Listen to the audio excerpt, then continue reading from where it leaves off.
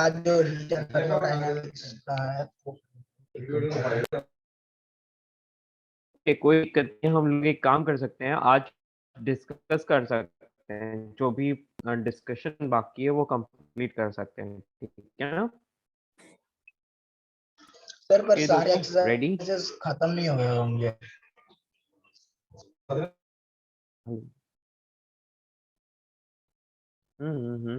और सबने सॉल्व भी नहीं किए होंगे आई गेस सारे एक्सरसाइज। Yes sir.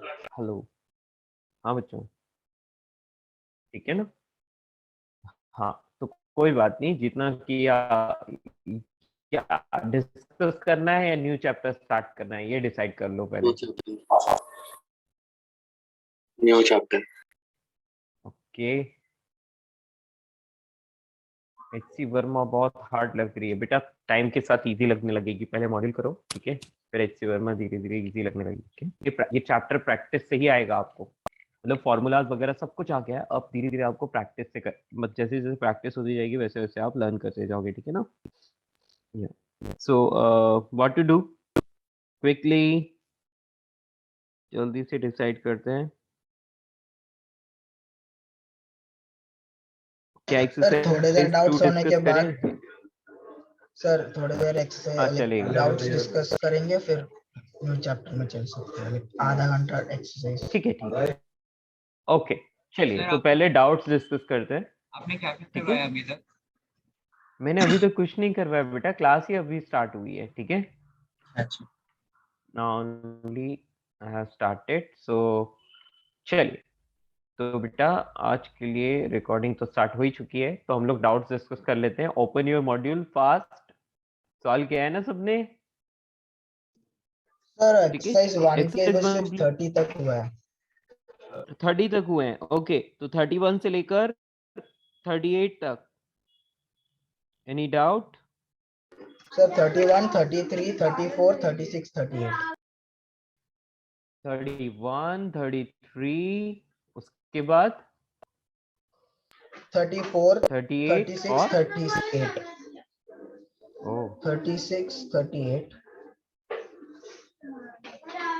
36, ठीक है, चलिए जल्दी से डिस्कस करते हैं। क्वेश्चन नंबर 31 बेटा, क्वेश्चन नंबर 31 में आपको बोला है कि suppose that the image must be formed on the card is certain distance behind the lens, the turnip moves away, है ना? तो क्या करना होगा बेटा? देखो यहाँ पर लेट्स से एक कुछ इस तरह से कुछ एक टर्निप है, यानी कि आप समझ लो कि एक कैंडल है, यही समझ लो, और यहाँ पर एक लेंस है, ठीक है, और यहाँ पर एक स्क्रीन है, ये स्क्रीन। तो बेटा एक बात हम लोगों को पता है कि यदि ये इस जगह और इसका क्लियर इमेज बन रहा है स्क्रीन पर, है ना, और इसकी कुछ ना कुछ फोकल लेंथ होगी एफ। बेटा एक बात बताओ कि यदि मैं इसको स्क्वीज करूंगा, इस तरह से दबाता हूँ, प्रेशर लगाता हूँ, तो क्या होगा? ये स्क्वीज, जब मैं इसको दबाऊंगा तो क्या होगा? इसकी रेडियस इंक्रीज होगी या डिक्रीज होगी? डिक्रीज हेलो, होगी। या तो बेटा रेडियस और फोकल लेंथ प्रोपोर्शनल होते हैं, राइट? तो इसका मतलब हम यस बोल सर। सकते हैं कि यदि हम इसको दबाएंगे तो इसके रेडियस जो है वो क्या हो जाएगी? देखो ये ऐसा हो जाएगा, है ना, ये ऐसा हो जाएगा, ऐसा हो जाएगा, मतलब आर डिक्रीज होगी, यस और नो, और आर डिक्रीज होगी यस मतलब सर। फोकल लेंथ भी डिक्रीज होगी, करेक्ट? ओके, तो फोकल लेंथ क्या होगी? डिक्रीज होगी। तो फोकल लेंथ यदि डिक्रीज होती है तो ऐसे में इमेज का क्या होता है बेटा? यस बेटा, यदि यदि मैं बोलूंगा कि यहां से यहां तक की टोटल डिस्टेंस जो है ये तो कांस्टेंट ही है, ठीक है, क्लियर? ये टोटल डिस्टेंस क्या है? कांस्टेंट है। अब क्या हो रहा है बेटा? अब ये यहाँ पर क्वेश्चन में लिखा है suppose sir that the image turnip must ने be formed on the card, card पर ही image, hello, sir turnip is like हाँ लेफ्ट हाँ, साइड ये जाने का सब कुछ कोशिश कर कांस्टेंट रहा है। नहीं है, हाँ हाँ हाँ, यस यस बेटा, ये कांस्टेंट नहीं है, हाँ हटा दिया मैंने उस चीज को, है ना, मैंने पढ़ा क्वेश्चन को, हाँ। तो सर्टेन डिस्टेंस पर है from the lens while you move the turnip away from the lens, जैसे जैसे आप टर्निप को लेंस से दूर हटाते जाते हैं तो आपको क्या चाहिए? आपको इमेज चाहिए कहां पर? स्क्रीन पर, क्लियर इमेज चाहिए, है ना? तो आपको एक बात पता है क्या? कि d should be greater then और इक्वल टू 4f, है ना, करेक्ट? Yes sir. या तो लेट्स से एक ही इमेज बन रहा है, ऐसी कंडीशन ले लो, तो यदि d इंक्रीज हो रहा है तो f भी इंक्रीज होना चाहिए, राइट? हेलो, समझ में आया? Yes sir. Yes sir. Increase the squeeze of the lens आना चाहिए, है ना। जैसे जैसे आप दूर हटा रहे हो तो हमें क्या करना पड़ेगा बेटा, मतलब उस लेंस का स्क्विज इस तरह से इंक्रीज करना पड़ेगा कि वो फोकल लेंथ को बढ़ाए, ठीक है? Yes okay, sir. या यस सर। आ रही बात समझ? That's all. तो उसकी यस फोकल सर। लेंथ को इंक्रीज करने के अकॉर्डिंग हमें तो उसको स्क्वीज करना होगा, ठीक है ना? या ठीक है, क्वेश्चन नंबर 31 हो गया। अभी क्वेश्चन नंबर 33। क्वेश्चन नंबर 33 में आपको बोला है concave mirror is placed in the horizontal surface and two thin uniform layers of different transparent liquids okay formed on the surface, ठीक है बेटा। thin layers, यहाँ पर एक important word है, that important word is thin layers, है ना। तो ये तो हो गया क्वेश्चन नंबर 31। अभी क्वेश्चन नंबर 33 कर रहे हैं। थिन लेयर का मतलब क्या हो गया? सबसे पहले तो एक कॉन्केव मिरर, और इस कॉन्केव मिरर पर क्या कर दिया बेटा, के ऊपर दो ट्रांसपेरेंट लिक्विड की लेयर्स बनाई। तो बेटा एक लिक्विड को भरा, तो ये रहा फर्स्ट लिक्विड, और एक और लिक्विड इसके ऊपर भर दिया, ये सेकंड लिक्विड, ठीक है। ये दो लिक्विड्स यहाँ पर भर दिए। Yes sir. अभी बेटा नेक्स्ट बात क्या बोल रहा है, the refractive indices of the upper and the lower liquids are mu1 and mu2 respectively। तो बेटा जो ऊपर वाला लिक्विड है ना, ये ऊपर वाला लिक्विड इसका तो है mu1, और जो बेटा नीचे की तरफ भरा हुआ है वो है mu2, ठीक है। या यस सर। एंड यस, सो अब बोला है the bright point source of is placed at height d, ठीक है। तो इसे d हाइट पर, है ना, डी हाइट पर हमने रख दिया एक ब्राइट स्पॉट, ठीक है। कंपैरिजन थिकनेस ऑफ फिल्म, कि ये समझ लो कि डी जो है वो थिकनेस, मतलब ये थिकनेस जो है ना, ये फिल्म जो बना रखी है दोनों, ये बहुत बहुत थिन है, मतलब इसकी थिकनेस नेग्लिजिबल माननी है, ठीक है। And the yes sir. तो अबव हम लोग mirror coincide T with 1 minus 1 upon D it's U1 नहीं लगा कॉन्फाइन। सकते। क्या बेटा? हाँ, मतलब वही है, अपन शिफ्ट अपेरेंट शिफ्ट वाला फॉर्मूला यार नहीं लगा सकते, मतलब ऊपर वाले के लिए। ये जो ऊपर की ये पतली लेयर दिख रही है ना, इसके लिए अपेरेंट शिफ्ट वाला फॉर्मूला आप नहीं यूज कर सकते, क्योंकि इस टी को नेग्लिजिबल बताया है, तो हटा देना इस टी को, ठीक है। आई बात समझ? सर तो तो कहने उसके का नीचे मतलब जो वाला ऊपर लेयर्स वाली के लेयर लिए है वो लगा एक तरह सकते से हैं। यूजलेस हो गई।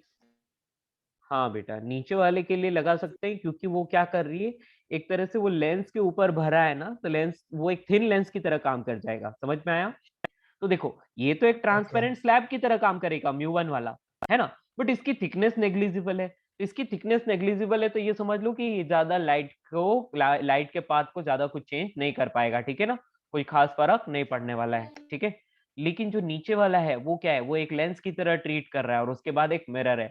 तो एक काम कर सकते हैं, एक लेंस और एक मिरर का कॉम्बिनेशन कंसीडर कर लेते हैं, बाकी ऊपर वाली लेयर को इग्नोर कर सकते हैं। एक तरीका तो ये हो गया, ठीक है। तो ये समझ लो यहाँ से तक डिस्टेंस पर ये रखा है, ओके, और डी डिस्टेंस पर है, ये एक लेंस है और एक मिरर है। तो बेटा इक्विवेलेंट फोकस कैसे फाइंड कर लोगे? F equivalent is equals to 1 by F mirror minus 2 by F lens, ठीक है। और एफ मिरर को अपन r बाई 2 लिख सकते हैं, तो इसको 2 बाय r लिख लेंगे। और यदि प्रॉपर साइन कन्वेंशन की बात की जाए तो ऊपर की तरफ वाली डायरेक्शन नेगेटिव है, तो यहाँ नेगेटिव आ जाएगा। और माइनस 2 बाय लेंस, लेंस का बेटा लेंस का कैसे करेंगे, mu minus 1 into 1 upon r1 minus 1 upon r2, ऐसा, ठीक है। तो बेटा ये क्या आया, f की वैल्यू आ रही है r upon mu minus 1। Clear? मेरी बात समझ पाए? Yes sir. यस। तो ये इस तरह से आ गया। अब ये म्यू क्या है बेटा, म्यू2 है ना, इसको म्यू2 लिखना है, ठीक है। चलिए, तो अब यहाँ पर इसको यहाँ आ जाएगा -2 म्यू2, और यहाँ पर आ जाएगा माइनस माइनस प्लस का 2, है ना, ये चीजें कैंसिल हो गई। तो बेटा एफ इक्विवेलेंट की वैल्यू आ रही है r बाय, यहाँ पर आ रहा है 2 म्यू2। कोई दिक्कत? ठीक है, हाँ, और नेगेटिव है, ऑब्वियसली ये नेगेटिव है, नेगेटिव का मतलब ऊपर की तरफ, है ना? या तो बेटा ये इसका क्या आ रहा है, ये इसका फोकस आ रहा है, किसका? जो इक्विवेलेंट बनेगा वो क्या है, मिरर, तो वो मिरर हो गया, है ना? तो क्या मैं बोल सकता हूँ कि F equivalent mirror is equals to, वो क्या है, वो क्या मैं इसको टू आर डैश बोल सकता हूँ? Yes, yes sir. Sorry sorry sorry, इसको एफ एफ जो होता है वो आर बाई टू होता है ना, तो R dash by two, clear? Yes sir. Hello, और ये आर यस डैश की सर। वैल्यू किसके बराबर है, तो डी के बराबर, तो इसको मैं डी यूज कर सकता हूँ, राइट? तो यहाँ पर आ रही बात समझ, कोई दिक्कत? डी क्या आ गया, डी बाई टू, ठीक है। और यहाँ पर और माइनस साइन का कोई यहाँ पर फायदा नहीं है, माइनस साइन लगा लो, कोई दिक्कत नहीं है ना। तो यहाँ पर ये टू म्यू टू लगा लो, कैंसिल किया तो बेटा आर की वैल्यू जो आ रही है वो म्यू टू इंटू डी आ रही है, ठीक है। Okay sir. माइनस साइन सिर्फ ये दिखा रहा है कि जो ऑब्जेक्ट है वो सेंटर ऑफ कर्वेचर की तरफ है, दैट्स ऑल, ठीक है। क्या आपको ये बात समझ आई? Okay sir. Hello, yes sir. क्या आप इस बात को समझ पाए? देखो क्वेश्चन में आपको बोला था कि जहां ऑब्जेक्ट रखा है वहीं पर इमेज बनना चाहिए, है ना? सर। समझ आया? यस तो हम सर। लोगों को ये इस तरह से करना पड़ेगा, कोई दिक्कत? ठीक है ना? हाँ, तो म्यू टू डी ये आंसर आ रहा है मेरे हिसाब से, ठीक है। Yes sir.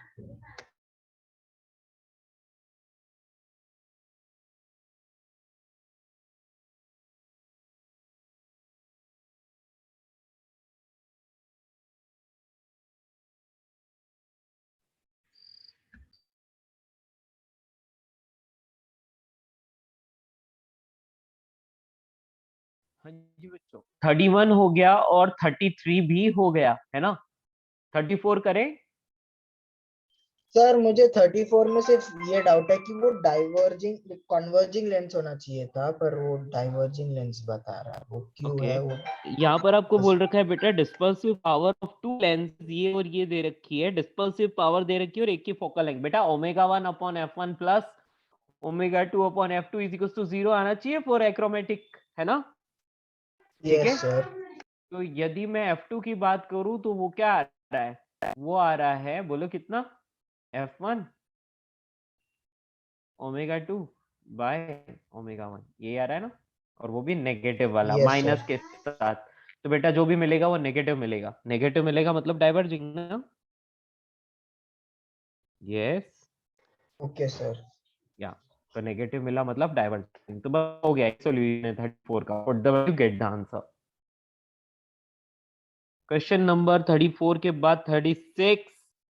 बेटा क्वेश्चन नंबर 36 में दे रखा है कि figure 1 the liquid L1 L2 and L3, अच्छा तीन तीन है, okay, of refractive index this और therefore the arrangement corresponds to, ये अरेंजमेंट किस तरह से काम करता है, by convex lens, by concave lens, concavo convex lens, and last ये आपको दे रखा है कॉन्वेक्सो कॉनकेव लेंस। यस बेटा, तो इसको आप कैसे करोगे,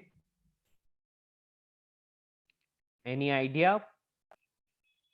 बेटा पहले सिर्फ नो ये वाली सर। सरफेस ले लो, ठीक है। आपको इसको डेरिवेशन वाले मेथड से करना पड़ेगा, ठीक है ना? तो आप क्या करोगे बेटा, यस आप, सर। हाँ, तो आप यहाँ पर ये किस तरह से बिहेव करेगा ऐसा पूछा है ना? सर राइट यहाँ पे राइट, लेकिन आपने जो कॉन्सेप्ट बताया वो लगा सकते हैं ना सर, कि अभी ये जो लेंस है ये कॉन्वेक्स लेंस है सर, बट अभी हाँ L1 और L2 में L1 ज्यादा हायर रिफ्रैक्टिव इंडेक्स के साथ काम कर रहा है, तो इसका जो फर्स्ट सरफेस है वो कॉनकेव की तरह काम करेगा, और इसका सेकेंड हाँ सरफेस में मतलब जो लेंस का मीडियम है बिल्कुल, वही ज्यादा yes, रिफ्रैक्ट डेंसर है ऑप्टिकली, तो फिर वो कॉन्वेक्स की तरह ही काम करेगा, तो कॉनकेव कॉन्वेक्स yes आंसर आ बेटा, जाएगा। बिल्कुल आप ऐसे कर सकते हो, है ना? कोई दिक्कत नहीं है, ठीक है, clear? Okay sir. Yes sir. तो इजी है, जैसा मैंने बताया था वैसे आप कर लीजिएगा, इसमें कुछ नहीं है ना, बस रिफ्रैक्टिव इंडेक्स अलग अलग दिए हुए हैं तो इतनी टेंशन की बात नहीं है, ठीक है। Yes sir.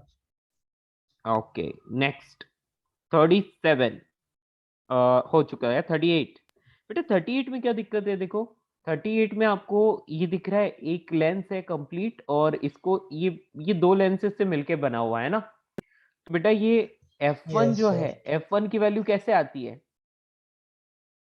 जो छोटे छोटे लेंस है लेट से ये F और ये भी F है, तो क्या मैं बोल सकता हूँ कि 1/F1 की वैल्यू जो है 1/F प्लस 1/F से बनी होगी, है ना? तो मैं बोल सकता हूँ कि F1 की वैल्यू जो है वो F/2 के बराबर है, यहाँ पर कोई दिक्कत नहीं है ना। Yes sir. दूसरा वाला केस बेटा क्या Yes, sir. फर्क पड़ता है यदि लेंसेज को इस तरह से रख दिया जाए? तो है तो वही ना। तो ये F तो क्या बनेगा 1/F equivalent is equals to 1/F plus 1/F, है ना। तो इससे भी वही आ रहा है 2/F। तो मतलब ये फर्स्ट केस में और सेकंड वाले केस इसको F2 बोला गया है। तो ये F1 और F2 तो इक्वल है, इनमें कोई दिक्कत नहीं है ना। Yes sir, F1 is equal to F2, कोई दिक्कत नहीं है। इतना आ बट गया सर। हाँ, लेकिन थर्ड वाले में आपको बोल दिया कि ये दोनों लेंसेज है ना, इनके बीच में क्या कर दिया, इनके बीच में आपको ना इस टाइप का यहाँ पर बीच में एक लिक्विड भर दिया, ठीक है। और उसका रिफ्रैक्टिव इंडेक्स कितना बोला है? एक मिनट, वो ये लेंस के डिफरेंस जितना ही. लेंस की जितना ही। तो बेटा ये पूरी तरह से क्या करेगा? पैरेलल स्लैब की तरह काम करेगा ना, है ना। तो ऐसी कंडीशन में आप क्या बोलोगे बेटा कि इसका तो कोई फोकस आएगा नहीं, तो इसके लिए आप क्या बोलोगे? F3 is 0, सर लेकिन है ना। यहाँ पे हम लोग फोकल लेंथ को तो अनडिफाइंड लेते हैं ना सर, मतलब या इंफिनिटी। बेटा सुनो, Infinity. मेरी बात सुनो, यदि इनका रिफ्रैक्टिव इंडेक्स और ये लिक्विड का रिफ्रैक्टिव इंडेक्स इक्वल हो गया तो बेटा ये ग्लास स्लैब की तरह काम करेगा, यहाँ कोई रिफ्रैक्शन नहीं होने वाला, है ना। और इस वाली सरफेस पर भी नहीं। तो बेटा ऐसे में जो लाइट रे है वो क्या आएगी, यहाँ पर पास होगी और सीधी सीधी चली जाएगी, कोई प्रॉब्लम नहीं होगी उसको। यस और नो? ग्लास स्लैब जैसा हो जाएगा ना। यस तो बेटा। पैरेलल शिफ्ट तो होगा ना.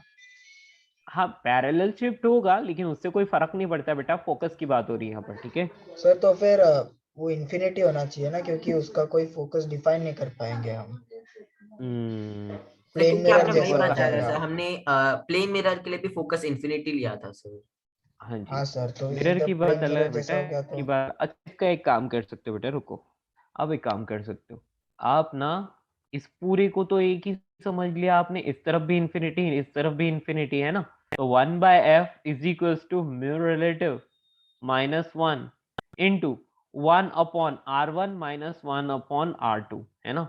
मतलब कि आप ये समझ लो कि दोनों तरफ से इक्वल है, फ्लैट सरफेस है ना। तो बेसिकली ये दोनों चीजें, या तो आप यहाँ पर बोल लोगे कि इसकी जो फोकल लेंथ आ रही है एक तरह से आप, या इसको क्या बोल सकते हो आप, मतलब जितना इस तरफ है ना, उतना ही इस तरफ भी है, राइट। क्लियर। तो सर तो आ रहा बेसिकली है ये म्यू आर दोनों, -1 अपॉन इन्फिनिटी। ठीक है। तो यहाँ पर बेसिकली फोकल लेंथ की वैल्यू आप बोल सकते हो 1/इंफिनिटी, है ना। Sir hello, infinity upon R-1 होगा सर। हाँ इंफिनिटी अपॉन R-1, एक मिनट। हाँ, F F1 is equals to F2, इतना तो ठीक है। F3 की वैल्यू आपको बतानी है। अच्छा एक और काम भी तो कर सकते हैं, हम इन लेंसेज को अलग अलग ट्रीट करते हैं। फर्स्ट वाले दोनों लेंस मिलके, हाँ हाँ हाँ ऐसा करके देखते हैं बेटा। हाँ चलो, इन इस पूरे को एक कंसीडर करेंगे तो फिर उसकी थिकनेस वगैरह कुछ तो प्रॉब्लम होगी। रुको एक मिनट, हमने अलग अलग लेंसेज यहाँ पर लिए हैं ना, तो ये वाला, इन दोनों का तो इक्विवेलेंट फोकल लेंथ कितना आ जाएगा? F सेम जो हाँ पहले था। हाँ 2/f कितना है देखो, 1/f प्लस 1/f 2/f आ गया। तो 1/f equivalent is equals to, एक तो आ गया 2/f प्लस, अब कॉनकेव लेंस का लिखना है। तो बेटा कॉनकेव लेंस के लिए पहले क्या लिखें? 1/f concave lens is equals to mu -1 into, ये बेटा इसकी जो फोकल लेंथ है वो किस तरह की है बेटा? नेगेटिव। तो रेडियस ऑफ कर्वेचर नेगेटिव है, या तो 1/R1 माइनस 1/R2, तो ये पॉजिटिव लेना है, ठीक है। तो कितना आ रहा है? 1/f lens is equals to, ये कॉनकेव लेंस के लिए है ना, तो म्यू -1, और ये कितना आ रहा है? Yes upon 2R। 2/R, है ना, 2/R आ रहा है। और यस यहाँ पे और ये यहाँ जो, पे रेडियस ऑफ कर्वेचर सेम ही होगा इन तीनों हाँ के लेकिन लिए। ये नेगेटिव आ रहा है, उस तरफ पॉजिटिव और ये नेगेटिव, तो बेसिकली आप बोल सकते हो कि ये कितना आ रहा है 2/, ये आ रहा है 2/f, मतलब यदि वैल्यू को यदि कंपेयर करें तो, है ना। तो बेटा ये 2/f, ये भी 2/f प्लस माइनस 0। सर तो 1/f। हाँ हाँ बेटा, वही वही वही उसका फोकल लेंथ इंफिनिटी लिखना चाहिए, नहीं यहाँ पर फोकल लेंथ 0 लिख दिया है। बिल्कुल सही बात है, तो हर तरह से वो सेम ही चीज दे रहा है अपने को, है ना। सर मतलब अगर प्लेनो कॉन्वेक्स प्लेनो कॉनकेव में भी हमने उसको इन्फिनिटी मान के वो फॉर्मूला में लगाया था सर। हाँ बेटा बिल्कुल। एक मिनट रुको, इसके पीछे कुछ और लॉजिक हो सकता है। सर आंसर अगर क्या दिया है 38 इसका? में इसका आंसर ए ए दिया दिया है है या सर, नन ऑफ दिस दिया है? हाँ जी, ए दिया है सर, ए दिया है आंसर ना। ए दिया है। हाँ यस हाँ सर। हाँ हाँ सर बेटा, पर एक अगर मिनट, ए है तो फिर सी भी तो करेक्ट होगा। रुको रुको रुको, एक मिनट एक minute. Okay okay okay okay, तो शायद इसका कहने का मतलब ये होगा कि जैसे जैसे यदि ऐसे कोई लाइट रे आ रही है ना। ओके बेटा, यहाँ इन्फिनिटी आना चाहिए, वैसे तो फोकस इन्फिनिटी पर होगा, ऐसा होना चाहिए ना। सर ये यहाँ पे ग्लास जैसे स्लैब की आदित्य वजह से। बोल रहा था सर, अगर ऑप्शन ए करेक्ट है तो फिर ऑप्शन सी भी यही कह रहा है कि F1 is equal to F2 और दोनों F3 से बड़े हैं। तो अगर F3 0 हाँ है हाँ तो हाँ, F1 और F2 0 तो नहीं है सर, तो वो दोनों से बड़े भी हो जाएंगे। तो दो ऑप्शन करेक्ट हो जाएंगे साइमल्टेनियसली, वो भी यस प्रॉब्लम। बेटा बिल्कुल, वहां पर F3 इक्वल्स टू इन्फिनिटी आना चाहिए ना, वो 0 की जगह इन्फिनिटी लिखना पड़ेगा। ठीक है, yes sir, got it sir. या ओके, चलो ये खत्म हुआ, कोई दिक्कत? तो पर वो फर्स्ट वाला जब आपने फॉर्मूला लगाया था जिसमें 1/infinity माइनस 1/infinity आता है, उसको जीरो नहीं ले सकते क्या? नहीं पूरा बेटा, फिर क्योंकि इन्फिनिटी इज नॉट डिफाइंड ना। अच्छा, तो इसको ओके। हाँ ठीक है, तो वैसे देखा जाए कि यहाँ 0 की जगह इन्फिनिटी लिखना चाहिए था वैसे, है ना। ठीक है, इसकी error है बेटा, ठीक है ना, क्लियर। फिर भी मैं एक्सरसाइज ये 2 एक में बार क्वेश्चन नंबर डिस्कस। 14 सर। हाँ, एक्सरसाइज नंबर 2, 1 से 10 तक कोई doubt? 1 to 10। Sir 9। Exercise number 2 की बात कर रहे हैं, ठीक है। क्वेश्चन नंबर 1 तो हो गया 9, और बोलो फटाफट एक्सरसाइज 2 में। 148 148, ओके, 1489, और कुछ? ठीक है, 13 1 to 10 14 में यही बेटा, 1 to 10 की बात करते हैं पहले, है ना। क्या, तो सबसे पहले क्वेश्चन नंबर 1 की बात करते हैं। If a light moving in a straight line bends by a small but fixed angle, ठीक है, तो it may be a case of, बेटा एक क्या लिखा हुआ है यहाँ पर, समझ में आया आपको? लाइट एक स्ट्रेट लाइन में मूव कर रही है ना, but it bends by a small but fixed angle, एक स्मॉल और फिक्स्ड एंगल से वो क्या करता है, बेंड हो जाता है। तो ऐसा किस केस में होगा, बोलो? Refraction, yes. Yes sir. Small angle बोला है ना इसलिए, ठीक है। तो अब मैं नेक्स्ट बात करता हूँ क्वेश्चन नंबर 4 की। सर ये तो इसमें थ्योरेटिकल था। इसमें हाँ, रिफ्लेक्शन भी राइट दिया है। ये मल्टीपल, अच्छा मोर देन वन करेक्ट है, ओके ओके ओके ओके। हाँ तो बेटा इसमें मोर देन वन करेक्ट, तो फिर रिफ्लेक्शन भी सही है ना। सो व्हाई नॉट क्यों, डिस्पर्जन? रीजन? हाँ हाँ हाँ, हो सकता है बिल्कुल बेटा। लेट्स से ये स्मॉल एंगल पर यदि इंसिडेंस हो रही है, तो ऐसे कंडीशन में स्मॉल एंगल पर ही क्या होगा इसका, समझ रहे हो ना, आ रही बात समझ में? तो यहाँ पर इसका डेविएशन होगा वो स्मॉल हो सकता है, तो रिफ्लेक्शन में भी ऐसा हो सकता है, रिफ्रैक्शन में भी ऐसा हो सकता है, ठीक है। डिस्पर्शन की बात अलग है ना। डिस्पर्शन इसमें हम नहीं मान सकते, क्योंकि उसमें क्या होगा, पूरी लाइट रे जो होती है वो डिफरेंट डिफरेंट कलर्स में जो है वो स्प्लिट हो जाती है ना? और डिफ्रैक्शन की बात करें तो बेटा, डिफ्रैक्शन में क्या होता है, डिफ्रैक्शन में किसी कॉर्नर या किसी जगह से टकरा के लाइट क्या होती है, बेंड होती है, ठीक है। तो वो क्या होता है, उसके लिए मल्टीपल, एक से ज्यादा डायरेक्शंस होती है। तो basically reflection and refraction are more accurate, okay. बात समझ आई? Yes sir. डिफ्रैक्शन के बारे में बेटा आप लोग बाद में पढ़ेंगे वेव ऑप्टिक्स में, ठीक है। हाँ जी, ये मोर देन वन करेक्ट है, मैंने पढ़ा नहीं था, मैंने सिंगल करेक्ट सोचा तो उस हिसाब से सबसे ज्यादा एक्यूरेट हम लोग रिफ्रैक्शन को लेते हैं, ठीक है, लेकिन मोर देन वन करेक्ट है तो रिफ्लेक्शन रिफ्रैक्शन दोनों करेक्ट है। क्वेश्चन नंबर 4, बेटा which of the following refer to a spherical mirror does not depend on whether the rays are paraxial or not? yes बेटा बोलिए, एक प्लेन, यदि हम लोग या प्लेन या स्फेरिकल सरफेस की बात करें, है ना, तो इनमें से किसको फर्क नहीं पड़ता, कौन से पॉइंट से लाइट रे जाती है तो फर्क नहीं पड़ता कि पैरेलल है या नहीं प्रिंसिपल एक्सिस से? यस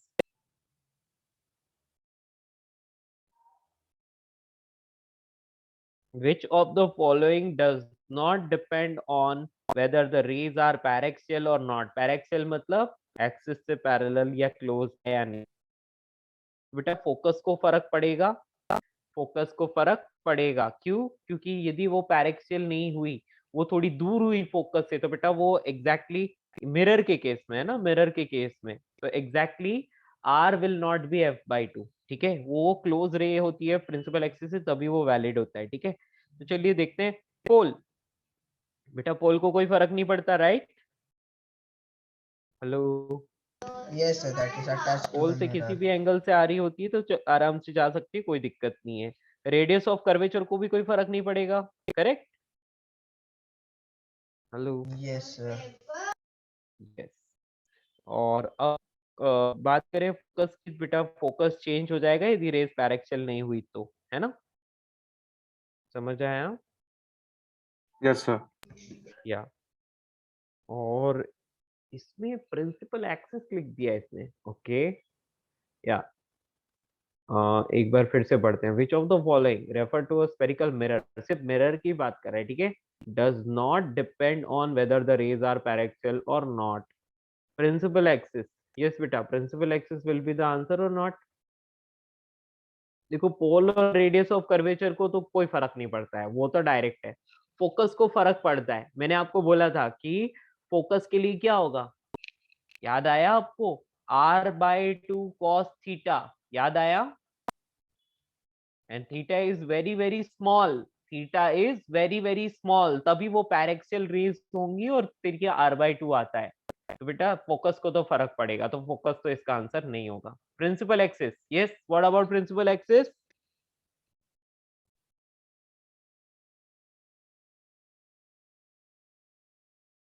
हेलो बेटा, प्रिंसिपल एक्सिस तो जहाँ है वहीं रहेगा, है ना, मतलब उसको तो हमेशा सेंटर से पास होता हुआ मानना पड़ता है, वो रेस पर डिपेंड थोड़ी करता है। Yes sir. यस, तो आंसर क्या क्या होना चाहिए इसका?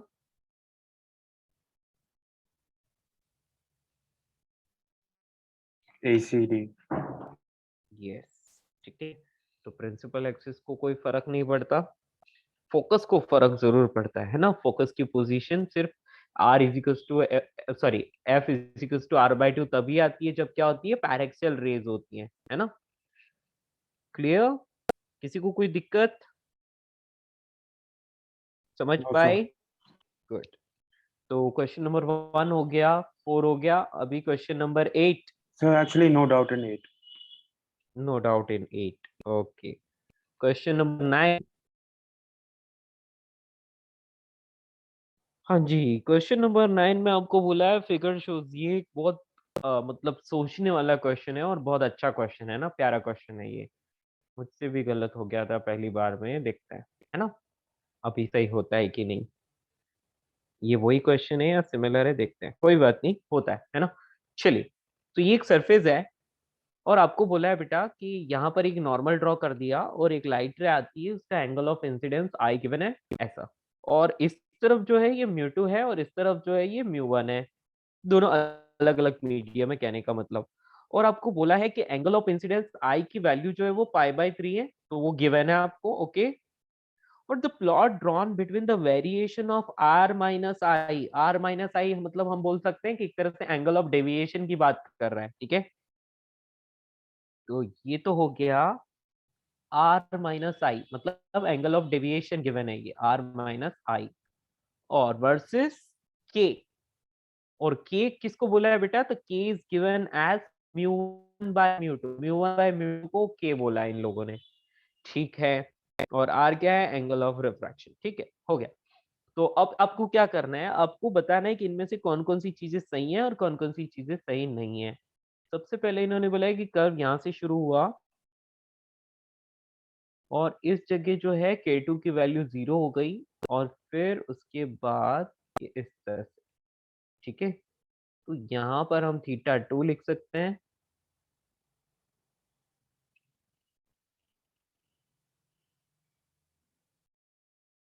और यहाँ पर जो है ये θ1 बोला है और इसी जगह बोला है K1, ठीक है।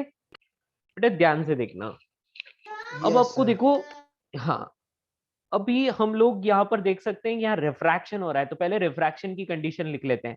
देखो इंसिडेंट मीडियम कौन सा है, सेकंड वाला ना, तो μ2 sin π/3 is equals to μ1 sin r। कोई दिक्कत बोले दोस्तों? No, sir. No, sir. Good. तो यहाँ से हम लोगों को ये मिल गया, sin π/3 की वैल्यू तो √3/2 होती है, तो √3/2 और यहाँ पर हो जाएगा μ1/μ2 को आप k लिख सकते हो, तो k sin r। Can we write it like this? बोलो दोस्तों, क्या हम इसको ऐसा लिख सकते हैं? Yes, ठीक है, sir. हाँ, क्योंकि ये k की वैल्यू आपको μ1/μ2 बोली है, तो ये ऐसा आ गया। तो बस, तो k की वैल्यू आ गई आपके पास, value of k is √3/2 sin r, ऐसा लिख सकते हो, है ना। या फिर इसको आप यहाँ पर प्रॉपरली ऐसे ही लिख लो μ1/μ2, और μ1/μ2 की जगह आप लोग क्या लिख लोगे, k डाल दोगे, है ना। तो k इज √3/2 sin r, ऐसा आपको मिल गया, ठीक है। अब देखिए, अब सबसे पहले आपको बोला है वैल्यू ऑफ k1, बेटा वैल्यू ऑफ k1 इज 2/√3। बेटा इस जगह जब बात करें तो ये आपको r माइनस आई की वैल्यू θ1 दी है। अच्छा, r माइनस आई की वैल्यू क्या दी है बेटा, आपको θ1 दी है ना। और यदि k2 पर चले जाओ, बेटा यहाँ पर k की वैल्यू कितनी आ रही है, यहाँ पर k की कुछ वैल्यू है लेकिन θ0 हो रहा है ना, और θ r और i की वैल्यू है, तो आप ऐसा बोल सकते हो k is equals to k2, ठीक है, when r minus I is equals to 0, यानी कि r की वैल्यू i के बराबर है। और r की वैल्यू i के बराबर कब होती है, बोलो? रिफ्लेक्शन होता है तब, यस Yes, और sir. नो? हाँ, Yes, तो sir. इसका मतलब इस जगह पर क्या होने लग गया, TIR होने लग गया, समझ रहे हो? यस। Yes, sir. तो आपको यहाँ से K2 की वैल्यू डायरेक्टली मिल जाएगी, क्या मिलेगी बोलो? R इज इक्वल टू आई हो गया है यहाँ पर, और figure show the incident ray π/3 and plot drawn. In तो मतलब आप reflection, ऐसे, angle of deviation is 90 now. हाँ, angle of deviation is greater then 90 degree, मतलब सॉरी, एंगल ऑफ डेविएशन तो डिफरेंट होगा बेटा। यहाँ पर ये r माइनस ओ, आपको मॉड लेना है r और i का, समझ रहे हो? तो i और r इक्वल कब होते हैं? When it passes straight through. We can say, हाँ ठीक है, एक मिनट, हाँ जी ये गड़बड़ हो गया, नहीं कहीं और लिखना था इसको, एक मिनट रुको। यहाँ पर K2 की वैल्यू जो है आपको फाइंड करनी है बेटा, तब क्या हो जाएगा, θ1 का मतलब r minus I is equal to 0, तो आप बोल सकते हो r is equal to I, और r is equal to I कब होगा, जब μ1 इज इक्वल टू μ2 होगा, तभी तो हो सकता है, यस और नो? बेटा ये बिना किसी डेविएशन के निकल जाए, तो ये i और ये r दोनों इक्वल होंगे ना, जब μ1 इक्वल टू μ2 हो, यस और नो?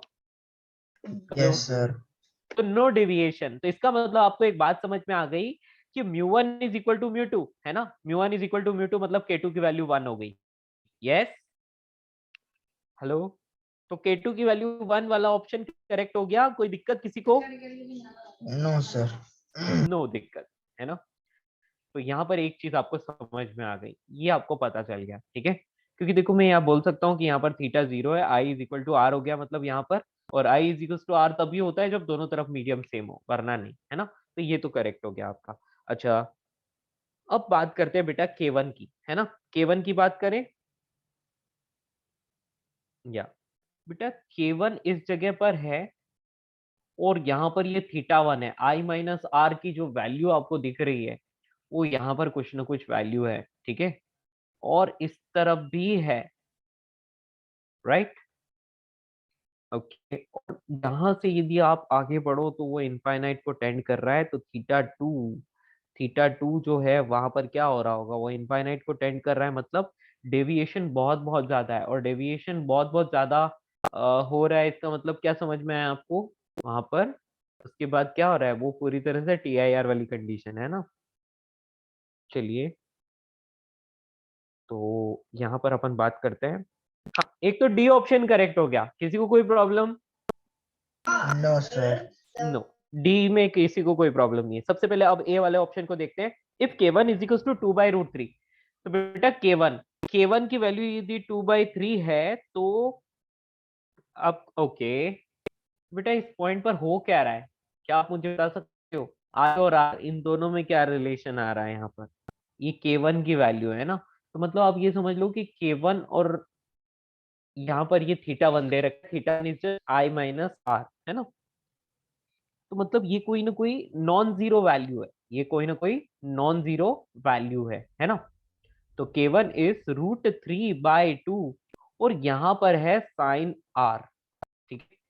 तो बेटा यदि आप k1 की वैल्यू को कितना रख लोगे, 2/√3, जैसा कि क्वेश्चन में दे रखा है 2/√3 रख लोगे, तो क्या होगा, sin r की वैल्यू क्या आ जाएगी, sin r is equal to 3/2, 3/4। Yes, hello, मेरी बात समझ पा रहे हो? Yes sir, yes sir. अच्छा, गुड। तो sine R is equals to यहाँ पर आपको कितना मिल रहा है, 3/4, और ये पॉसिबल है ना, ऐसा आ सकता है, करेक्ट? Hello, yes sir. या ऐसा आ सकता है, मतलब यहाँ पर क्या हो रहा है, आर आर मतलब एंगल ऑफ रिफ्रैक्शन, और एंगल ऑफ रिफ्रैक्शन जो होता है वो क्या होना चाहिए, ऑलवेज साइन आर की वैल्यू लेस देन 1 है, इसका मतलब यहाँ पर क्या हो रहा है, रिफ्रैक्शन हो रहा है प्रॉपरली, तो कोई दिक्कत नहीं है ना। तो आपको बोल रहा है the value of k1 is 2/√3, बेटा ये भी ठीक है, सही है, ओके। यदि यहाँ पर आपको जो वैल्यू मिलती है ना, यहाँ पर जो Your आपको answer वैल्यू says मिलती, that's answer key में it says option A is wrong. Let एक मिनट, θ1 क्या शो कर रहा है, θ1 अपने को शो कर रहा है कि I-R को शो कर रहा है, ठीक है। यदि उस वैल्यू को यहाँ रखते हैं, बेटा ये 3 और ये 2 sin r, ये सब कुछ ठीक ही रखा है अपन ने, है ना। तो k1 की वैल्यू को, ओके, यहाँ sin r की वैल्यू 3/4 आ रही है, ओके। जस्ट अ मिनट, हम एक काम करते हैं, इंस्टेड ऑफ राइटिंग दिस क्यों ना हम लोग इसको प्रॉपरली लिखते हैं, ठीक है। बेटा देखो, अपने को यहाँ पर क्या मिला, साइन आई की वैल्यू तो है √3/2 है ना, तो म्यूट यहाँ पर आप लिख सकते हो √3/2 इज इक्वल्स टू, यहाँ पर आप लिख सकते हो k sin r, है ना। और इस पॉइंट पर क्या हो रहा है, इस पॉइंट पर हम लोग बोल सकते हैं कि यहाँ से जो ये स्टार्टिंग दे रखी है, और इसका मीनिंग समझना है हम लोगों को, है ना।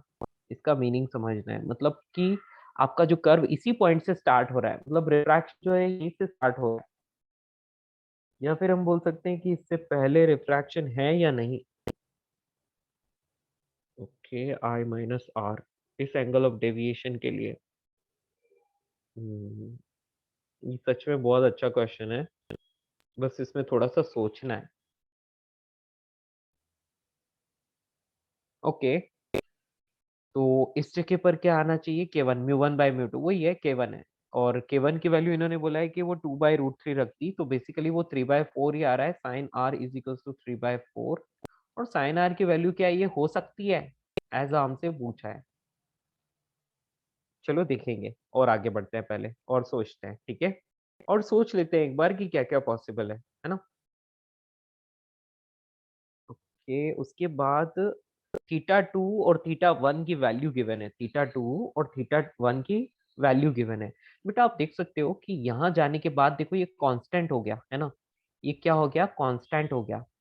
ये कांस्टेंट होने का मतलब क्या है, आप चाहे k की वैल्यू, k क्या होता है, k इज μ1/μ2, है ना, तो बेटा आप μ1 की वैल्यू को इंक्रीज करते जाओ, है ना। तो μ1 बाय μ2 की जो वैल्यू है, यदि वो इंक्रीज, ये रेशियो यदि इंक्रीज होता जाता है तो उसके बाद एक कांस्टेंट i माइनस r मिलता है। इसका मतलब क्या हो गया? इसका मतलब हो गया कि अब TIR हो रहा है। अब क्या हो रहा है? TIR, समझ रहे हो? यानी कि इस पॉइंट के बाद वैल्यू Yes, sir. कांस्टेंट हो जाती है, इसका मतलब उसके बाद TIR होता है। तो θ2 जो है वो TIR के लिए बोला है ना, वो TIR के लिए बोला है, टोटल इंटरनल रिफ्लेक्शन के लिए बोला है ना। ओके, तो इसको सोच के अपने को θ2 की वैल्यू को एक अप्रोक्सीमेट वैल्यू अपने को बतानी है, ठीक है, देखते हैं।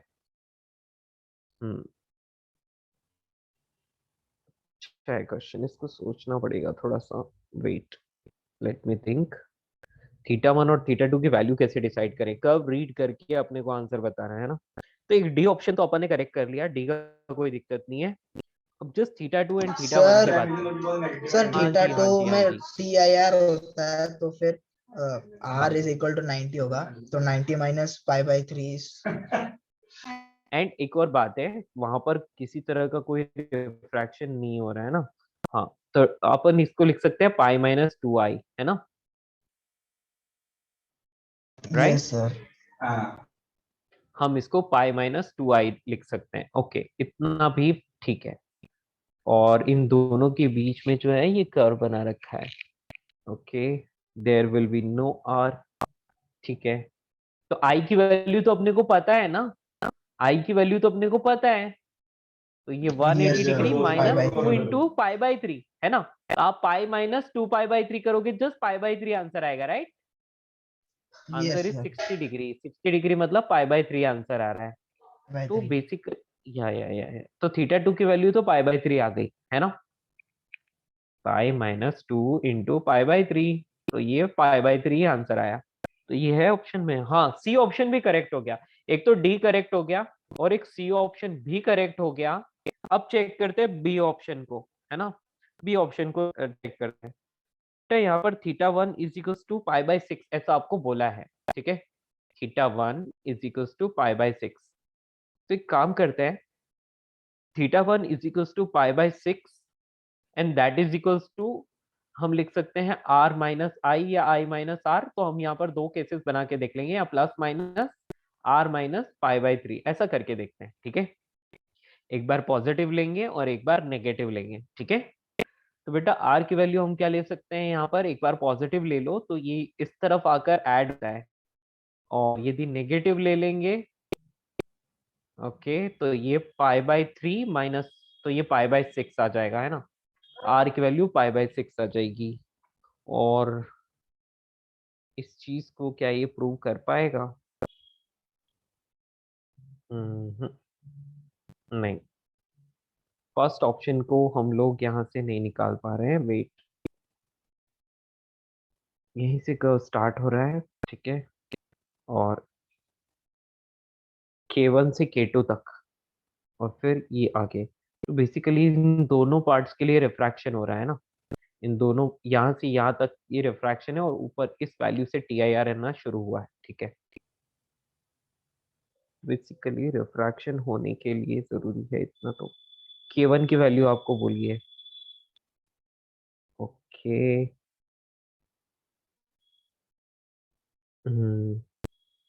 ठीक है, और उसके बाद R की वैल्यू ज्यादा हो जाती है, okay, μ1 sin I is equals to μ2 sin R, ठीक है। और यहाँ पर μ1 बाय, हाँ, तो एक और बात है,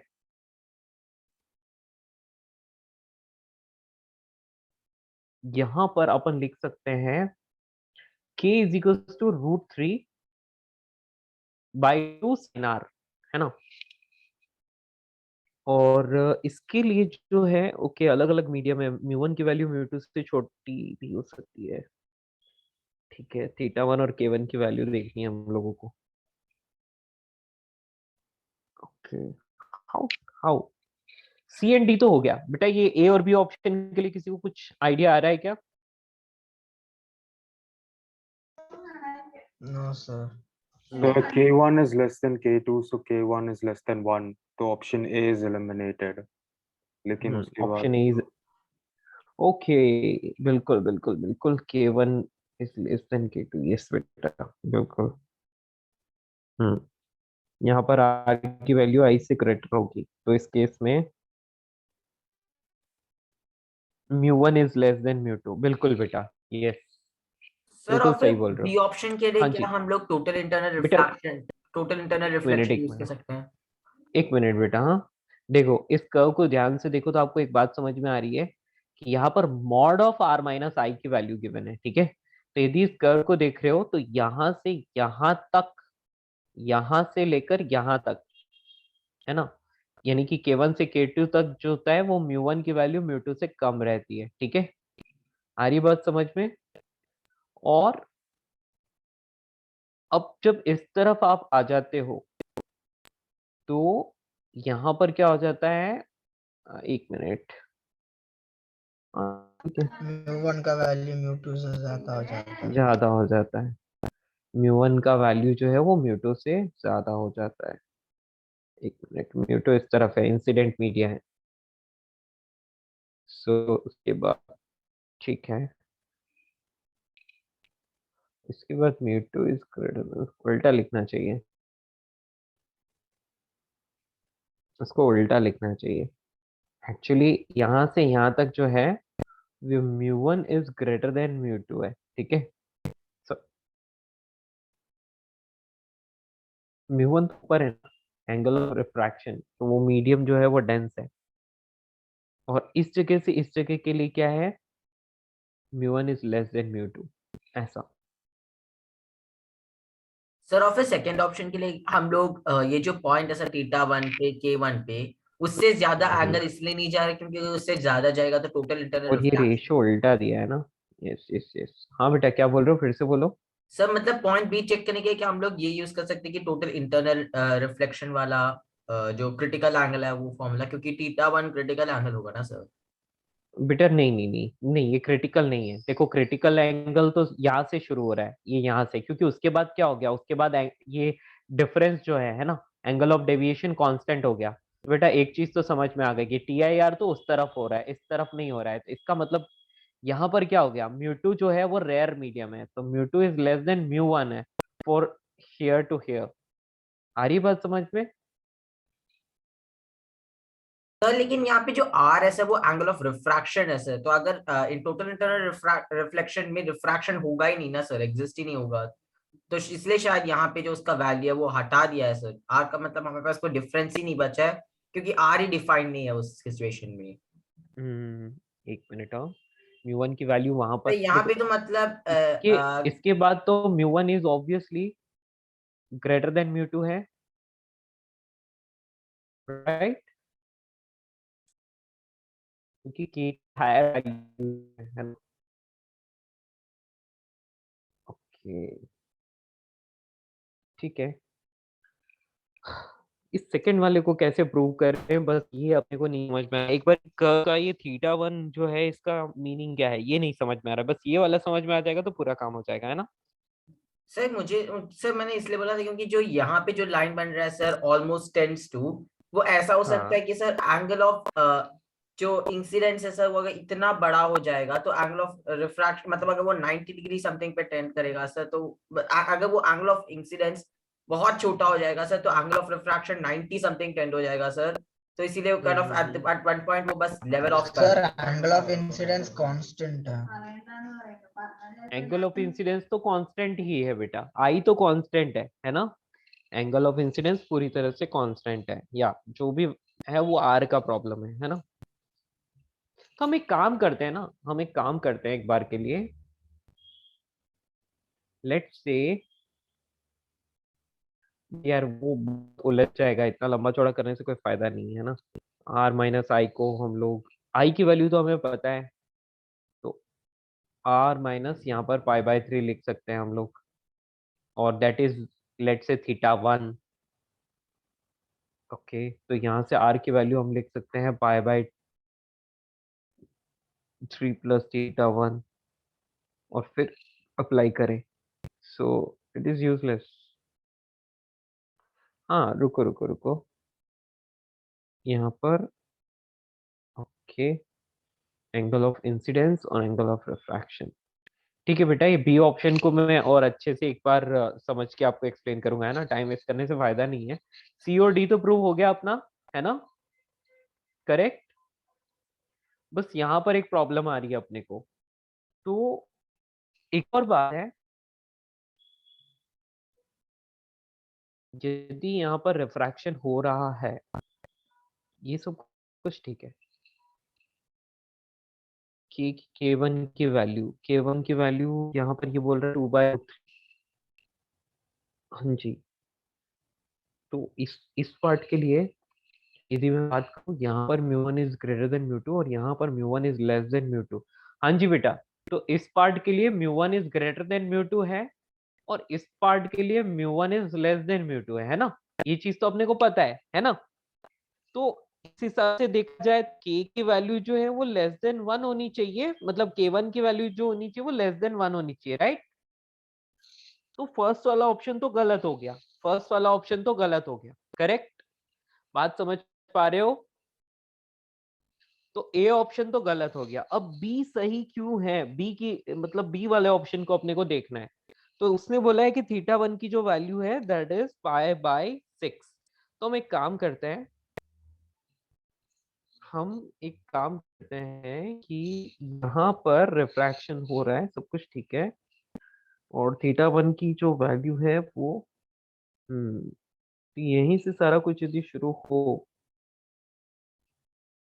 ठीक है, एक लिमिटिंग केस लिया जा सकता है। यहाँ पर K2 के लिए तो I = R था, कोई दिक्कत नहीं थी।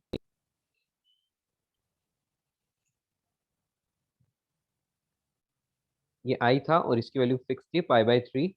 ओके, और K की वैल्यू, तो ए ऑप्शन तो गलत हो गया है ना।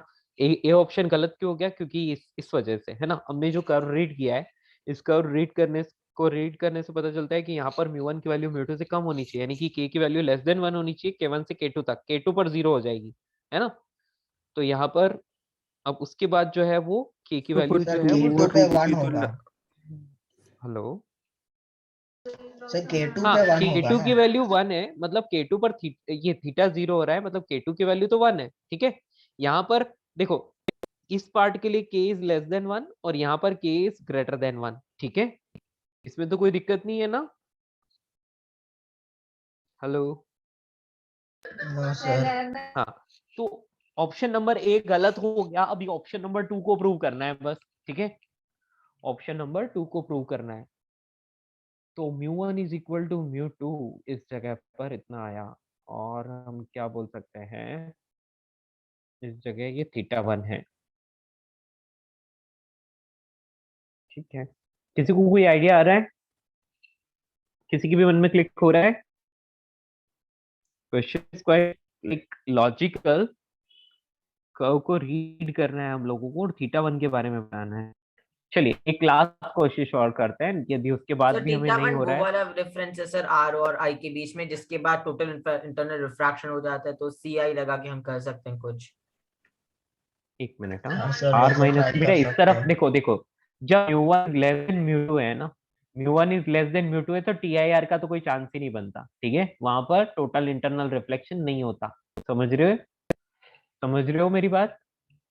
टोटल इंटरनल रिफ्लेक्शन तो K2 के बाद ही होता है, उससे पहले नहीं हो सकता, ठीक है, क्योंकि जब भी रेयरर से डेंसर में जाती है तो TIR नहीं होता है, ओके। तो ऐसे केस में ऑब्वियसली क्या होगा, रेयरर से डेंसर में जा रही है ना, आर की वैल्यू आई से कम होगी, तो आर की वैल्यू यदि आई से कम होगी तो यही जो है ये θ1 है। तो इसका मतलब आप इसको ऐसे लिख लो, पॉजिटिव लिखना चाहते हैं तो I - R कर लो इसको, है ना, क्योंकि यहाँ पर obviously angle of incidence will be more than angle of reflection, तो I - R इज θ1, ओके। आई की वैल्यू π/3 है, तो यहाँ पर आप लिख सकते हो कि R = π/3 - θ1, ओके। चलिए, और ऐसा सब करने से हम लोगों को क्या मिलेगा, K1 की वैल्यू पूछ रहे हैं, तो K1 की वैल्यू, K1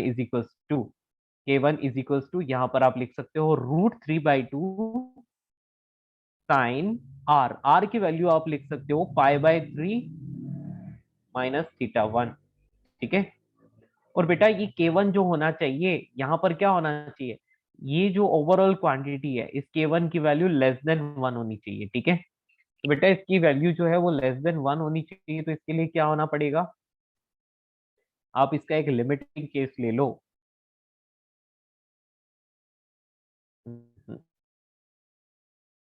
तो इसके लिए ये लेस देन 1 कब होगा बेटा, जब ये एंगल जो है 60 डिग्री से कम कुछ हो, है ना, ये एंगल 60 डिग्री से कम कुछ हो।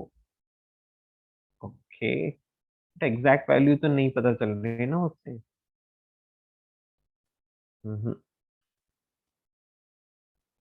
नहीं समझ में आया sir. Okay, object is in U2 not U1, then k is less than 1 TIR। नहीं बेटा, आपको इंसिडेंट रे की डायरेक्शन गिवन है, दिख रहा है आपको, ये इंसिडेंट रे की डायरेक्शन आपको गिवन है, ठीक है। तो इससे वैल्यू को कैसे कंक्लूड कर रहे हैं, मेरे को वो चीज नहीं समझ में आई, ठीक है ना। यहाँ से वैल्यू कैसे कंक्लूड हो रही है वो चीज मुझे नहीं समझ में आई, मैं उसी चीज को मतलब फाइंड करना चाहता हूँ कि आप वैल्यू को कैसे कंक्लूड कर रहे हैं, ठीक है।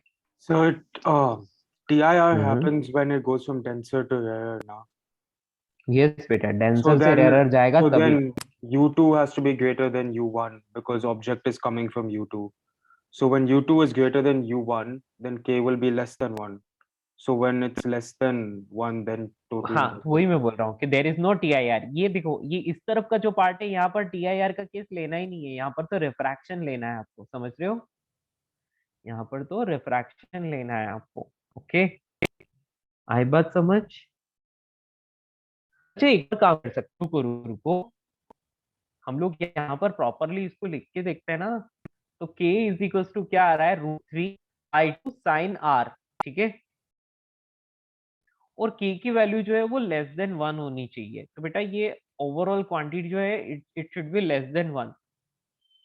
So you can say √3/2 should be less then sin r। √3/2 की वैल्यू जो है ये sin r से छोटी होनी चाहिए, ठीक है। और यहाँ पर आप लिख सकते हो √3/2, यहाँ पर लेस देन, हाँ बेटा सुनो, यहाँ पर आप लिख सकते हो sin π/3 माइनस θ1। ओके, इसको एक बार ऐसे लिख दिया, देखते हैं क्या होता है ना। अभी ट्रिग्नोमेट्री लगा के इतना डिफिकल्ट करूंगा उससे तो अच्छा है √3 is equal to sin a cos b minus cos a sin b, यानी कि 1/2। और यहाँ पर ओह नो, ये तो और भी ज्यादा कॉम्प्लिकेटेड हो जाएगा इस चीज को। बेटा ठीक है, इसको छोड़ देते हैं, इसको बाद में करते हैं, ठीक है ना। ये वाला अपने लिए डाउट रहेगा, ठीक है। आया समझ बेटा, ये इसका सेकंड ऑप्शन को मैं प्रूव नहीं कर पाया, I will do it later. Okay, यहाँ पर कोई तो छोटा सा पॉइंट है जो हम चूक रहे हैं, ठीक है ना। Yes sir. हाँ, यहाँ पर कोई तो छोटा सा पॉइंट है जो चूक रहे हैं हम। ए ऑप्शन को गलत कर दिया हमने, क्योंकि μ1 इज लेस देन μ2 होना चाहिए k1 के लिए, जो यहाँ पर ग्रेटर दिया है, तो जो पॉसिबल नहीं है। तो ए ऑप्शन गलत हो गया, सी और डी को प्रूव कर दिया, सिर्फ बी को प्रूव करना बाकी रह गया, तो बी को प्रूव करेंगे हम लोग, ठीक है ना। Not now, later. Okay, next class. तो ये वाला सर तो तो हो अभी गया न्यू complete। चैप्टर करेंगे। जी बेटा, इसका और कुछ डाउट बाकी है, काफी सारे हैं इसमें तो क्वेश्चन। ये पूरी एक्सरसाइज डिस्कस कर ले क्या,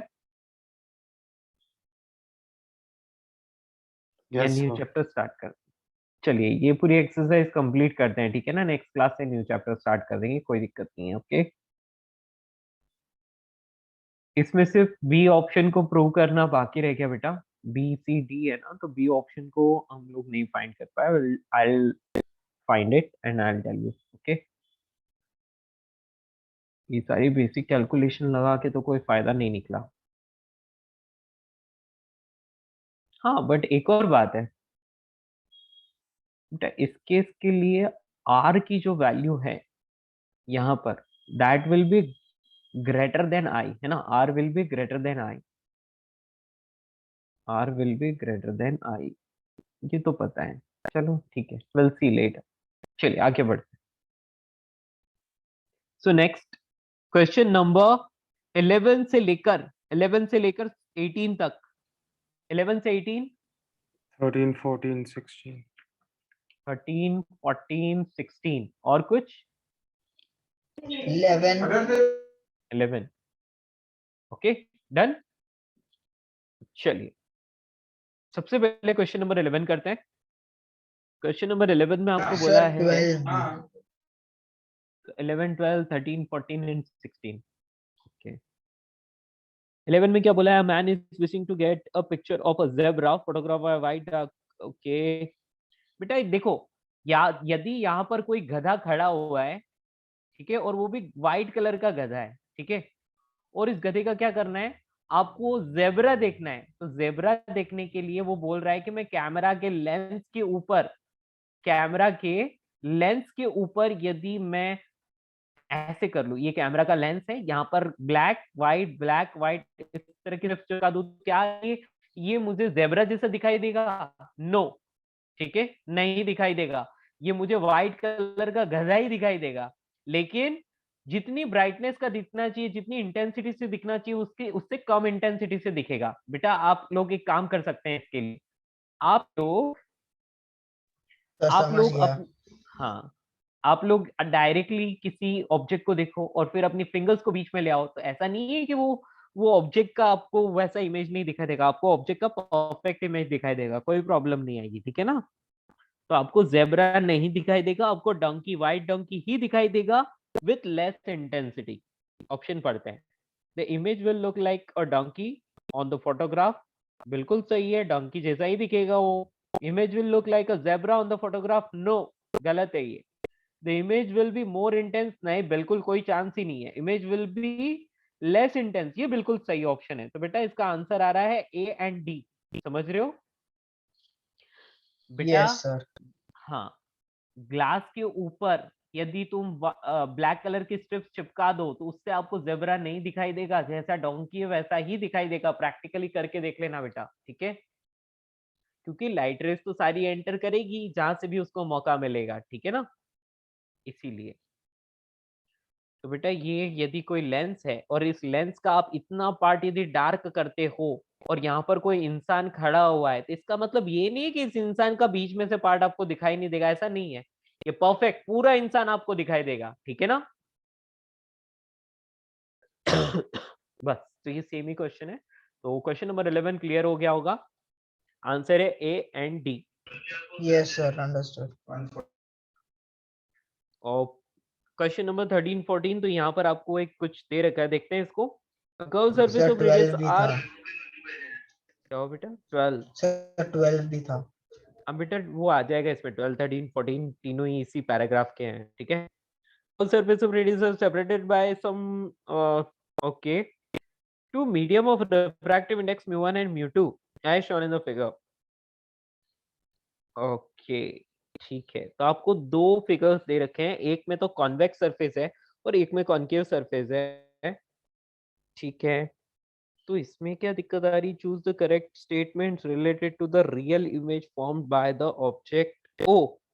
choose the correct statement related to the real image formed by object O placed at a distance x as shown in figure A। तो बेटा फिगर ए को देखना है अभी आपको, ठीक है, सिर्फ फिगर ए को ही देखना है इस क्वेश्चन नंबर 12 के लिए।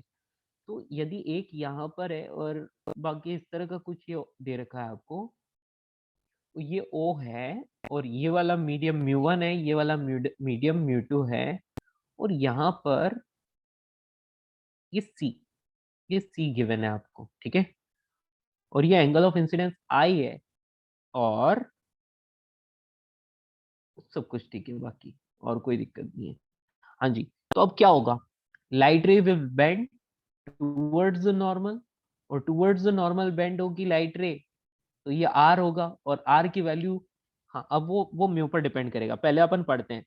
Real image is always formed irrespective of the position of the object if mu2 is greater than mu1।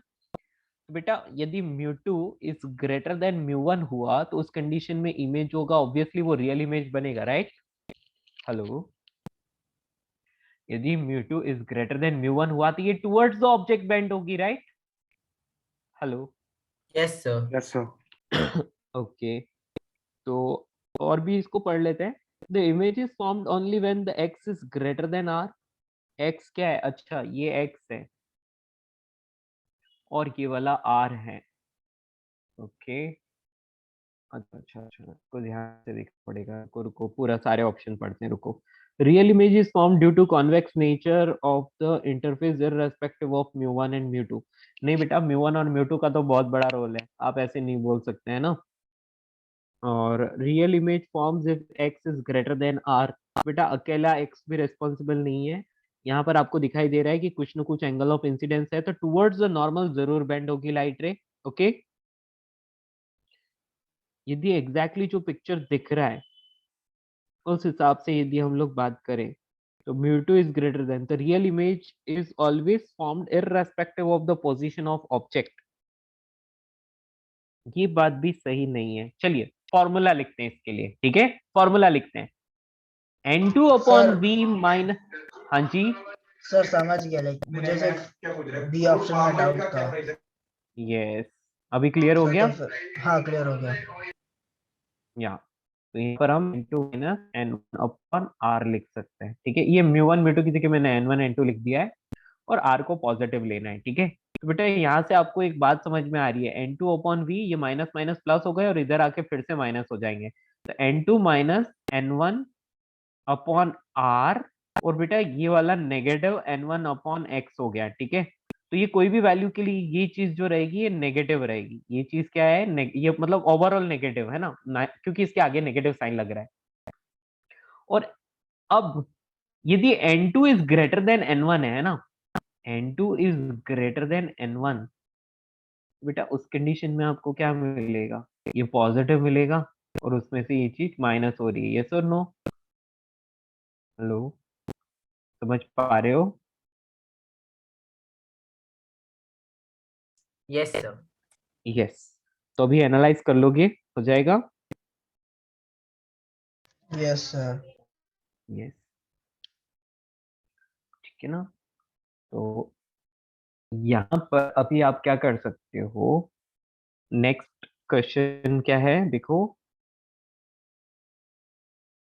हाँ, next question, choose the correct statements related to the virtual image formed by the object O placed at a distance x in figure A। yes बेटा, real object की condition देखी, अभी आपको virtual image के लिए पूछा है, तो क्या करना पड़ेगा?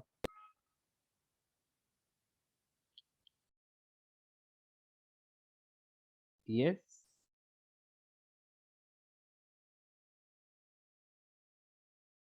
मोर देन वन करेक्ट हो सकते हैं ना? Yes sir.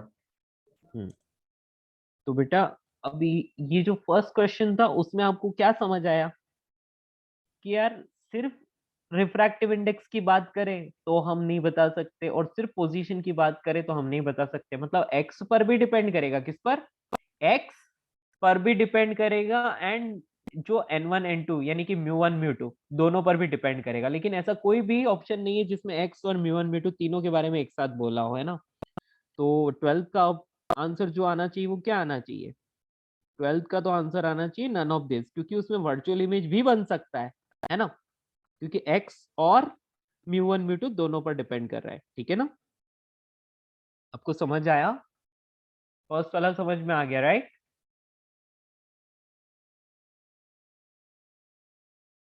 Yes, sir. Yes, अभी हम नेक्स्ट वाला बात करें, क्वेश्चन नंबर कौन सा था? 13 ना? 13। हाँ, क्वेश्चन नंबर 13 की बात करें तो बेटा यहाँ पर क्या क्या दिया है? choose the correct statement for the virtual image formed by the object O placed at a distance x as shown in the figure। तो बेटा वर्चुअल ऑब्जेक्ट के लिए क्या कंडीशन रहेगी? ये इसी चीज को ले लो, वर्चुअल ऑब्जेक्ट के लिए v क्या होना चाहिए? v Negative. नेगेटिव आ जाना चाहिए, तो v should be negative for the virtual image. तो इसके लिए हमें एक चीज तो ये पता चल रही है कि ये जो आपको लिखा है ना n2 minus n1 upon r, इसकी वैल्यू जो है it should be less than n1 by x, इससे छोटी होनी चाहिए। पा रहे हो? Okay, yes. तो अब देखो एक एक को देखो, तो virtual image form for any position of O if mu two is less than mu one, यदि म्यू2 म्यू1 से लेस है तो बेटा ये फर्स्ट वाला नेगेटिव आ जाएगा, तो सेकंड वाला तो ऑलरेडी नेगेटिव है ना, सेकंड वाला तो ऑलरेडी नेगेटिव है, तो वो करेक्ट है, ए ऑप्शन करेक्ट हो गया, है ना, ए ऑप्शन करेक्ट हो गया, है ना, क्योंकि देखो यदि n2 लेस देन n1 है तो क्या ये वाली टर्म नेगेटिव आ गई, ये वाली टर्म नेगेटिव आ गई, ठीक है, और दूसरी टर्म तो वैसे भी नेगेटिव है, तो overall you will get completely be negative, तो फर्स्ट ऑप्शन करेक्ट हो गया। Next, x is greater than r, x की वैल्यू r से ज्यादा है और mu2 is less than mu1, So बेटा this is mu2 की वैल्यू automatically जो है correct less than then. mu1, तो ये तो करेक्ट हो गया ना, हेलो, Yes, sir. यस, क्योंकि फर्स्ट ऑप्शन का ही एक तरह से वही ऑप्शन को मतलब वही बात बोल रहा है जो फर्स्ट ऑप्शन में बोली है ना, तो x की किसी भी वैल्यू के लिए ये चीज करेक्ट हो जाएगी, तो बी ऑप्शन भी करेक्ट हो गया। Virtual image formed if x is less then mu2 is greater than mu1, मतलब mu2 mu1 से ग्रेटर नहीं होना चाहिए, लेस होना चाहिए, ठीक है, फॉर द वर्चुअल इमेज, तो ये सी ऑप्शन गलत हो गया, ठीक है, तो यहाँ पर आंसर आना चाहिए A and B, okay, clear, Yes, sir. okay, question number 14, identify the correct statements related to the formation of the image of a real object O placed at distance x from the pole of the concave surface as shown in the figure B. Okay, अब concave surface के लिए यही सब काम करना है, ठीक है ना, कर पाओगे, हो जाएगा, Yes, sir. तो बेटा ये बस एनालाइज करने वाले क्वेश्चन थे, 11 हो गया, 12 हो गया, 13 14 हो गया, अभी 16 नंबर क्वेश्चन, तो बेटा हीट एंड थर्मोडायनेमिक्स में नेक्स्ट क्लास से स्टार्ट करूंगा और इसकी जो डाउट्स बचे हुए हैं वो सिर्फ डाउट्स क्लासेस में डिस्कस करेंगे, ठीक है, क्लियर सर बच्चों। 14 भी कर दिया क्या? 14 बेटा 14 इसी टाइप से है, अपने को एनालाइज करना होगा, ठीक है ना, बताऊं क्या पूरा सॉल्व करके, सर वो बस बता सकते हो लाइक स्टार्ट लाइक हर एक का समरी जैसा। हाँ जी बिल्कुल बेटा, इस टाइप का कुछ है, और यहाँ पर mu1 यहाँ पर mu2 है, और आपको बोला है कि इधर कहीं ऑब्जेक्ट रखा है, डिस्टेंस x बोल दी, हाँ जी, तो इसके लिए आप क्या लिखोगे, mu2 upon v minus mu1 upon u, u कैसा आएगा माइनस x, साइन कन्वेंशन रख दिया मैंने, है ना, that is mu2 minus mu1 upon minus of r, यहाँ पर आपको यूज करना पड़ेगा, ठीक है, तो mu2 अपॉन v को तो यही रहने दो और बाकी चीजों को उधर भेजो, तो ये माइनस mu1 अपॉन x, मतलब ये टर्म तो हमेशा नेगेटिव ही रहने वाली है, और यहाँ माइनस का साइन लग रहा है, mu2 minus mu1 upon r, ठीक है, यदि कोई चाहता है कि आपको वर्चुअल इमेज बनानी है, क्या बनानी है, वर्चुअल इमेज, तो वर्चुअल इमेज के लिए क्या जरूरी है, सबसे पहली चीज तो ये कि mu2 should be greater than mu1, यदि mu2 mu1 से ग्रेटर है तो बेटा पोजीशन मैटर नहीं करेगी और आपको v डायरेक्टली क्या मिलेगा, नेगेटिव, तो ये वर्चुअल इमेज मिल जाएगी, तो ऑप्शन पढ़ते हैं, सबसे पहले पहला option, if mu2 is greater than mu1 virtual image is formed for any value of x, बिल्कुल सही, क्लियर, समझ आया, ए ऑप्शन यस तो सही सर। हो गया, अभी B option, if mu2 is less than mu1 then the virtual image is formed if x is less than this, तो ये वाला ऑप्शन और प्रूव करना है अपने को, ठीक है, और सी ऑप्शन तो देखो फॉर एनी वैल्यू, तो वो तो गलत हो गया, mu2 is less than mu1 and real image is form for any value of x, वो गलत हो गया, बी सर ऑप्शन क्योंकि को एक देखते हैं नेगेटिव अभी, टर्म है सर हमारे पास, तो उसे अभी हाँ बैलेंस करना पड़ेगा। यस, तो अभी आपको ये नेक्स्ट केस में क्या बोल रहा है कि mu1 is greater then mu2, तो बेटा एक बात समझ में आ गई कि ये वाली टर्म देखो, mu1 यदि mu2 से ग्रेटर हो गया तो ये ओवरऑल क्या हो जाएगा, ओवरऑल ये चीज, ये सेकंड वाली टर्म यहाँ से यहाँ तक ये पॉजिटिव हो जाएगी, क्या हो जाएगी, पॉजिटिव, समझ रहे हो, तो अब mu1 upon x1, mu1 upon x, ये ग्रेटर होना चाहिए, किससे ग्रेटर होना चाहिए, mu1 minus mu2 bye r से, यदि इससे ग्रेटर हो गया, यदि इससे ग्रेटर हो गया तो आप समझ लो कि क्या हो जाएगा, फर्स्ट वाली term will be greater then second वाली टर्म, तो ऐसे में ही ओवरऑल नेगेटिव आपको मिल जाएगा, है ना, तो हम यहाँ पर क्या बोल सकते हैं कि x शुड बी, यस बेटा क्या करें, x को इस तरफ भेज देते हैं, x यहाँ आ जाएगा और mu1 r upon mu1 minus mu2, ऐसा हम लोग लिख सकते हैं ना, यस, एक मिनट, करेक्ट है, कौन सा ऑप्शन, बी ऑप्शन मैच हो गया, बिल्कुल सही। ठीक है, क्या आप मेरी बात समझ पाए? हेलो? Yes sir.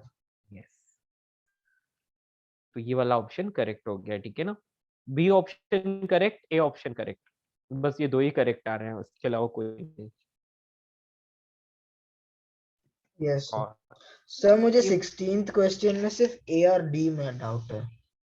16 क्वेश्चन में, ओके 16 क्वेश्चन में आपको बोला है Sir, I have a doubt in all. All मतलब all ऑप्शन। options हाँ of पूरा डिस्कस कर लेते, कोई दिक्कत नहीं, पूरा डिस्कस कर लेते। यहाँ पर बोला drawing shows the top view of, okay एक कैरम का टॉप व्यू दिखा रहा है आपको, ठीक है। वॉल इज मिसिंग, एक तरफ की वॉल तो मिसिंग है, and other 3 are each mirrors, बाकी सारी मिरर्स हैं, ठीक है। From point P in the centre of the top side a laser is fired with the intent of hitting a small target located at the center of the wall, ठीक है, एकदम center of the wall पर है, ठीक है। Identify the vector in which direction the laser can be fired and score a hit, okay, assuming that the light does not strike any mirror more than one, मतलब किसी भी mirror को एक से ज्यादा बार नहीं टकरानी चाहिए, ठीक है। तो मुझे लगता है कि ये क्वेश्चन इतना डिफिकल्ट नहीं है, इजी है, ठीक है। तो किसी भी मिरर को एक से ज्यादा बार नहीं टकरानी चाहिए लाइट, ये इसने कंडीशन दी है। बेटा इस तरफ मिरर, इस तरफ भी मिरर, और इस तरफ भी मिरर, तो बेटा यहाँ पर टारगेट रखा है और यहाँ से हिट करना है, ठीक है। तो मोर देन 1 टाइम्स हिट नहीं करना चाहिए, तो एक तरीका तो ये है कि डायरेक्टली जाकर इसको हिट कर जाए, है ना। करेक्ट, एक बार पढ़ लेते यस हैं सर। लास्ट। हाँ, तो डायरेक्टली जाकर हिट करने के लिए क्या होना चाहिए, आई कैप प्लस जे कैप। तो फर्स्ट एक तो i cap plus J cap direction में इसको यदि हम लोग डायरेक्टली मारते हैं तो जाकर इसको टकराएगी, यस। तो ये तो एक यस फर्स्ट सर। आंसर हो गया, जिसमें आपको कोई भी मिरर से टकराना नहीं है और डायरेक्टली मार रहा है, ठीक है। अच्छा, अब नेक्स्ट तरीका क्या हो सकता है, नेक्स्ट तरीका ये हो सकता है कि ये ना इस तरह से जाए और यहाँ से टकरा के यहाँ पर मारे, समझ पा रहे हो? रिबाउंड। यस, सिर्फ एक ही बार रिबाउंड हुआ और वो भी सामने वाली सरफेस से, तो सिर्फ सामने वाली सरफेस से एक बार रिबाउंड करा दो यहाँ से यहाँ, ठीक है। अलग कलर से ड्रॉ किया इसीलिए मैंने। बेटा यहाँ से यहाँ तक मान लिया ये टोटल डिस्टेंस जो है ये एल है, ठीक है। आ रही बात समझ? Yes sir. तो बेटा यहाँ से यस यहाँ तक सर। की डिस्टेंस कितनी हो गई, L/2, तो यहाँ पर ये डाल दो बीच में, है ना। जितना ये थीटा होगा उतना ही ये थीटा होगा और उतना ही ये थीटा होगा, एग्री? Yes sir. बेटा यहाँ से यहाँ तक L, ये वाला X है, ओके, ये L/2 है, ये बीच में यहाँ से लेकर यहाँ तक L/2 है, तो ये कितना होना चाहिए और ये कितना होना चाहिए? क्या मैं ऐसा लिख सकता हूँ, tan theta is equals to, ये तो हो गया x अपॉन L/2, और इसको आप लिख सकते हो x1, तो ये भी x1 हो जाएगा, बट ये L, सॉरी ये पूरा L है ना, ये पूरा L है, हाँ जी। तो यहाँ पर क्या हो जाएगा, x1 अपॉन L/2, तो यहाँ से आपको क्या मिल रहा है बेटा, x is equals to 2x1, यानी कि x1 is equals to x/2, मतलब यहाँ से यहाँ तक भी ये पूरा x के बराबर है ना, करेक्ट। और पूरा यहाँ से यहाँ तक की डिस्टेंस कितनी है, L/2 है, राइट। बाय 2। या तो सर आप तो लिख एक्स सकते शुड हो बी L/4। L/4, तो x की वैल्यू L/4 के बराबर आ गई। चलिए, तो अब आपको यहाँ से थीटा की वैल्यू मिल गई, राइट। थीटा की वैल्यू क्या आई, tan theta equals to L/4 upon L, यानी कि 1/4। आई बात समझ? Hello? Yes sir. Yes, okay. तो हम लोग अब इसको लिखना चाहते हैं, तो बेटा हम लोग क्या कर सकते हैं, लेट्स से ये कोई लाइट रे है ना, और इसको हम लोगों को क्या करना है, इसका हम लोगों को यूनिट फैक्टर फाइंड करना है, तो कैसे फाइंड करोगे? कैन यू टेल मी, क्या मैं बोल सकता हूँ कि जो भी वेक्टर बाय डायरेक्शन हो, मैग्नीट्यूड। हाँ, तो हम लोग यहाँ पर क्या कर सकते हैं, इसका साइन और कॉस कंपोनेंट ले सकते हैं, है ना? Yes, yes sir. तो sine theta I cap plus L sine theta I cap plus L cos theta J cap divide by L, मतलब sine theta I cap plus cos theta J cap ऐसा लगा सकते हैं। Do you agree? Yes, यदि ये unit vector है तो i cap का साइन थीटा इस डायरेक्शन में और कॉस थीटा ऊपर की डायरेक्शन में। तो चलिए ये tan थीटा से sine theta cos theta find करके देखिए क्या मिलता है। ये है परपेंडिकुलर, ये है बेस ना। एक मिनट, क्या हमने सब कुछ ठीक से लिखा है? जस्ट अ मिनट रुको, मैं सोचूं कि यदि ये थोड़ा सा कॉम्प्लिकेटेड लग रहा है तो क्यों ना हम एक और काम करते हैं। रुकना हाँ दोस्तों, मान लो कि पूरी साइड 2l डिस्टेंस की है, कितनी 2l लेंथ की है, ठीक है बेटा, ये यहाँ से यहाँ तक 2l, तो ये यहाँ से यहाँ तक l। यस, सर ओके, शायद x हाँ इज हाँ इक्वल हाँ, टू हो l गया बाई बेटा, ये 3। 3x1 हो गया। यस, गलती क्या हुई समझ में आ गया। बेटा सुनो, ये यहाँ से यहाँ तक l है, तो यहाँ से यहाँ तक x1, ये यहाँ से यहाँ तक l, तो ये भी x1, ये भी x1, 3x1 is equal to l/2। x1 की वैल्यू जो आ गई वो कितनी आई, बोलो दोस्तों, l/6। समझ गए? yes or sir no? हमने 2l लिया है तो फिर l बाई 3 होगा ना। हाँ, हाँ, हाँ। एक मिनट, अजम्पशन में गड़बड़ हो गई है ना, रुको, अभी बहुत क्लियर है, बहुत इजीली आ जाएगा, है ना? वो l/2 वगैरह लेने में बड़ी प्रॉब्लम हो रही थी, अभी ठीक है। देखो ध्यान से देखना है ना, ध्यान से देखना बच्चों, मैंने ये आधा वाला l लिया है और बचा हुआ आधा भी l लिया है, ठीक है? मैं सिर्फ इस छोटे ट्राइंगल को देख रहा हूँ, यहाँ से लेकर यहाँ तक, ठीक है? तो बेटा ये चीजें x1 है, क्योंकि ये एंगल थीटा है, तो आगे देखोगे तो ये थीटा है, तो मतलब ये भी x1 और ये भी x1, 3x1 is equal to l, तो x is equal to l/3 आप बोल सकते हो। तो tan थीटा की जो वैल्यू हो जाएगी वो क्या हो जाएगी, वो हो जाएगी x/l, और x की वैल्यू l/3 है, तो आंसर इज 1/3, ठीक है? tan theta is equal to 1/3, तो sin theta I cap plus cos theta j cap, ये आपको लिखना होगा। आ रही बात समझ में? Yes. Yes sir. Yes sir. तो ये किस रेशियो में, 1:3 रेशियो में होना चाहिए कुल मिला के, समझ रहे हो ना? तो ये 1:3 रेशियो में आना चाहिए, मतलब साइन थीटा की वैल्यू आप लिख सकते हो 1/√ऑफ जो कुछ भी है ना, मतलब हाइपोटेनियस, समझ रहे हो, √3² + 1, है ना? कोई दिक्कत?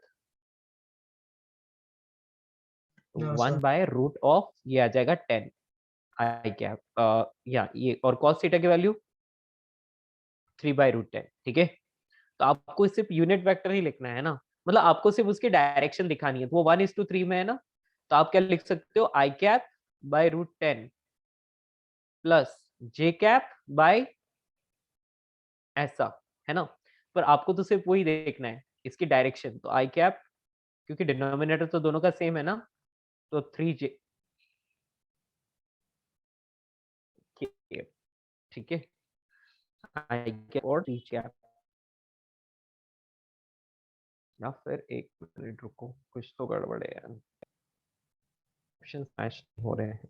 तो इसको 3 से सर आई डिवाइड कर कैप दोगे बाय तो ए ऑप्शन आ जाएगा ना, मतलब अगर √10 के बजाय 3√10 ले बेटा लो तो आ जाएगा हाँ हाँ, ऑप्शन। एक मिनट मेरे को ये देखने दो कि ये पूछ क्या रहा है, रुको रुको। Find vector in which direction the laser can be fired, okay, तो हमें सिर्फ डायरेक्शन बतानी है, डायरेक्शन के लिए हमें यूनिट वेक्टर फाइंड करने पड़ेंगे। ओके ओके ओके ओके, समझ में आ गया, ठीक है? तो बेटा ये थीटा तो आपको समझ में आ गया, राइट? थीटा आपको समझ में आ गया, तो अब इसकी डायरेक्शन जो है वो ये इस तरह से जा रही है, और फिर ये यहाँ से यहाँ मारेगा, तो आपको तो सिर्फ और सिर्फ इस लेजर की डायरेक्शन बतानी है ना। तो आप क्या करोगे, आई कैप एक तो साइन थीटा, ये जो कुछ भी है उसकी साइन कंपोनेंट प्लस आई कैप का कॉस कंपोनेंट। तो ये वाला तो आई कैप डायरेक्शन में जाता है और ये वाला जे कैप डायरेक्शन में जाता है। हाँ, तो बेटा आप क्या बोल रहे थे? Hello,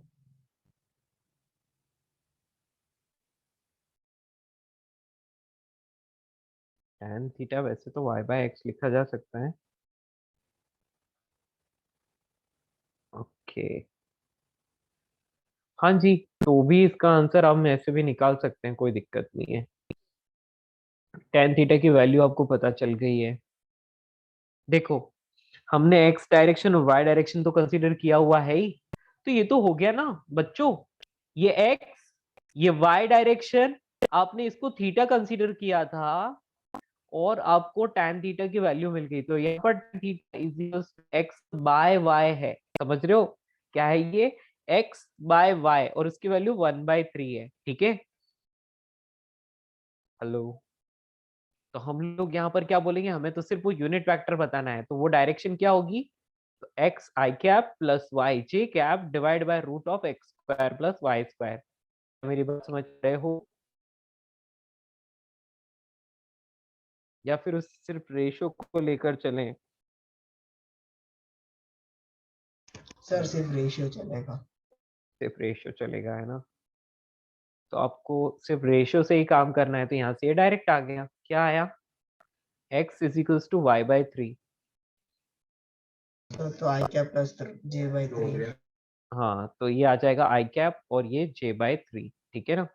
I cap plus j cap by 3, ठीक है। देखो सर ये और वाला आंसर एक्सिस आ उल्टा दिया है, एक्सिस उल्टा दिया तो minus I cap plus j by 3 होगा। गया। बट एक्सिस उल्टा होगा तो काम नहीं चलेगा। अभी आपको एक और केस ये लेना पड़ेगा,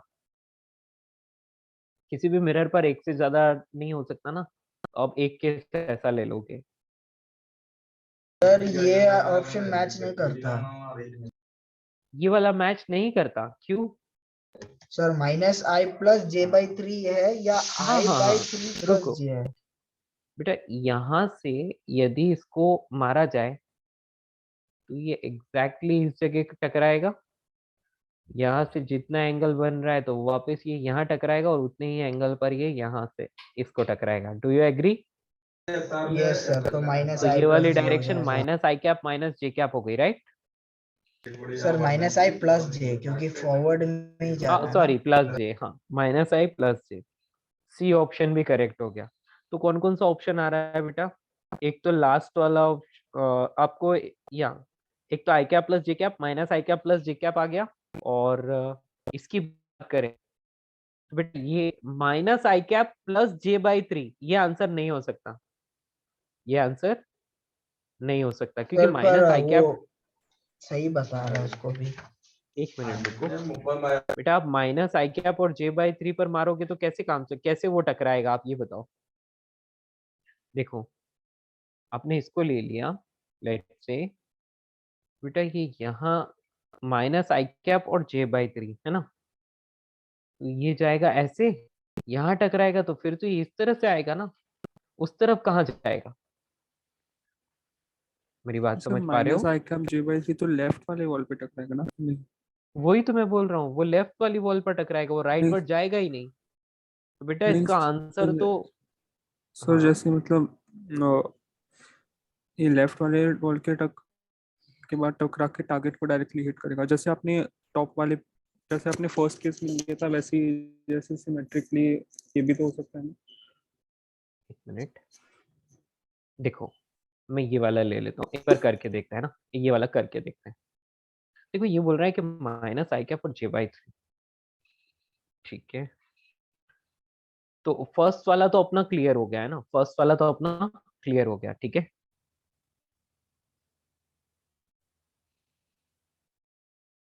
ओके,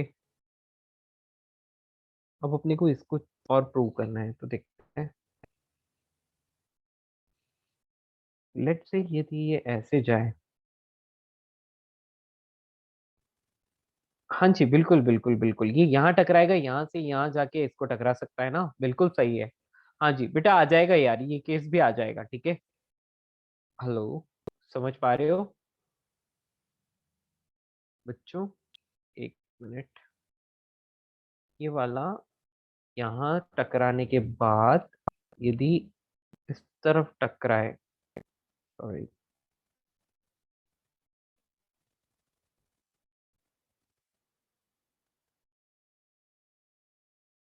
तो ये हो सकता है। ओके, इसमें y और x दोनों आपको कंसीडर करने पड़ेंगे, यानी हाँ यहाँ पर आपको l लेना पड़ेगा। ओके ठीक है, इसको यदि आप थीटा मानते हो तो ये वाला भी थीटा हो जाएगा, ये वाला भी थीटा हो जाएगा, ये 90 माइनस थीटा, ये भी 90 माइनस थीटा। जब ये यहाँ टकराएगा तो ये थीटा, इसको आपको x लेना पड़ेगा और यहाँ से यहाँ तक ये 2l माइनस x लेना पड़ेगा, और ये l है यहाँ से यहाँ तक, तो इसको आप y ले सकते हैं और यहाँ से यहाँ तक 2l माइनस y ले सकते हैं। ओ ठीक है, तो इस चीज को आपको थोड़ा सा मशक्कत करके प्रूव करना पड़ेगा, है ना? मेरी बात समझ पा रहे हो? यहाँ से यहाँ तक कितना है, देखो इसको आप यहाँ से यहाँ तक l रखोगे, है ना? समझ पा रहे हो? तो मेरे ख्याल से ये वाला ऑप्शन होगा कि नहीं, ये रख के चेक करना पड़ेगा, तो ये आपको पता चलेगा, ठीक है ना? चलिए, तो अपने को क्या क्या मिल रहा है यहाँ पर, देखो एक बार फिर से यहाँ पर अपन इसका प्रॉपर डायग्राम बना के देखें। एक स्क्वायर ले लेता हूँ,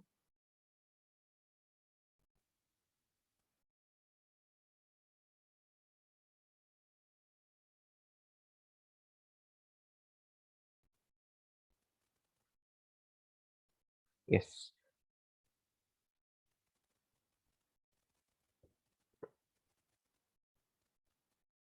ऐसे टाइम हो चुका है, जिसको लीव करना है बेटा लीव कर सकते हैं, ठीक है? देखो अपने को दो ऑप्शन तो मिल गए, आई कैप प्लस जे कैप, इसका तो कोई दिक्कत नहीं है। एक ये वाला ले लेते हैं कि ये जो स्ट्राइकर है ये इस तरह से जाता है और यहाँ से टकरा के इस पर आ जाता है, ठीक है? तो इसमें ना, हाँ जी, हमने यहाँ से डायरेक्शन ले लेते हैं, लेट्स से ये थीटा है, तो बेटा यहाँ पर भी थीटा होगा और यहाँ पर भी थीटा होगा। तो यहाँ से यहाँ की डिस्टेंस को यदि आप l मान रहे हो तो यहाँ से यहाँ की भी डिस्टेंस है l। तो बेटा ये थीटा और ये देखो ये वर्टिकल ये l ही है, तो इसका मतलब ये वाला x, ये वाला x और ये वाला भी x, ठीक है ना? यहाँ से आप डायरेक्टली बोल सकते हो कि बेटा ये 3x की वैल्यू जो है वो l के बराबर होगी, है ना? तो x की वैल्यू जो हो गई वो l/3 हो गई, और यहाँ से आप लोग डायरेक्टली प्रूव कर सकते हैं कि x की वैल्यू जो है l/3 है और y की वैल्यू जो है वो l है, ठीक है? तो अब आपको जस्ट इसकी डायरेक्शन लिखनी है, ओके? तो आप क्या बोल सकते हो कि I cap by 3 plus J cap, ठीक है? ये इसकी डायरेक्शन हो गई, कोई प्रॉब्लम तो नहीं? तो ये वाला भी प्रूव हो गया, मतलब ऑप्शन ए करेक्ट हो गया, ऑप्शन नंबर बी करेक्ट हो गया। अब तीसरा ऑप्शन ये हो सकता है कि आप exactly minus I cap J cap, तो उसमें क्या हो जाएगा, ये बिल्कुल इस जगह जाकर टकराएगा, यहाँ से यहाँ टकराएगा और यहाँ से आके इसको टकरा जाएगा। तो minus I cap and minus J cap भी करेक्ट हो गया, minus I cap plus J cap, है ना? तो ये हो गया ऑप्शन नंबर बी के बाद ऑप्शन नंबर सी भी करेक्ट हो गया। ए बी एंड सी ये ऑप्शन तो करेक्ट हो गए। तो अभी लास्ट वाले ऑप्शन की बात करनी है, minus I cap plus J cap, minus I cap plus J cap, तो वो किस तरह से ठीक हो सकता है, इस वाले ऑप्शन में डाउट है, ठीक है? देखते हैं। तो ये ऐसे होगा ना कि जो अपने अभी राइट वाले डायग्राम में येलो रे ड्रॉ किया है, अच्छा बेटा, ये उससे जे अगर कैप बाय फोटॉन 3 बोल रहा है, हाँ हाँ हाँ बिल्कुल बेटा, ये यहाँ से यहाँ टकराएगा और फिर यहाँ से यहाँ टकराएगा, बिल्कुल अब ठीक हो जाएगा बेटा, पक्का, क्या इससे आंसर आ जाएगा आपका, ठीक है ना? हेलो, आप समझ पा रहे हो? देखो ये minus I cap plus J cap by 3 बोला है, इसीलिए, है ना? तो यहाँ x की वैल्यू ये l है और ये वैल्यू जो है बेटा ये है कितनी, l/3, ओके।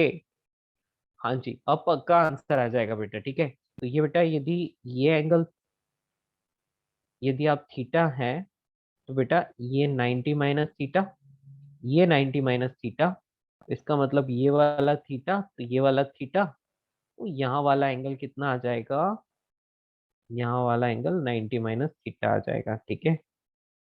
या फिर इसको दूसरी तरह से कंसीडर करें तो और भी ज्यादा अच्छा रहेगा अपने लिए।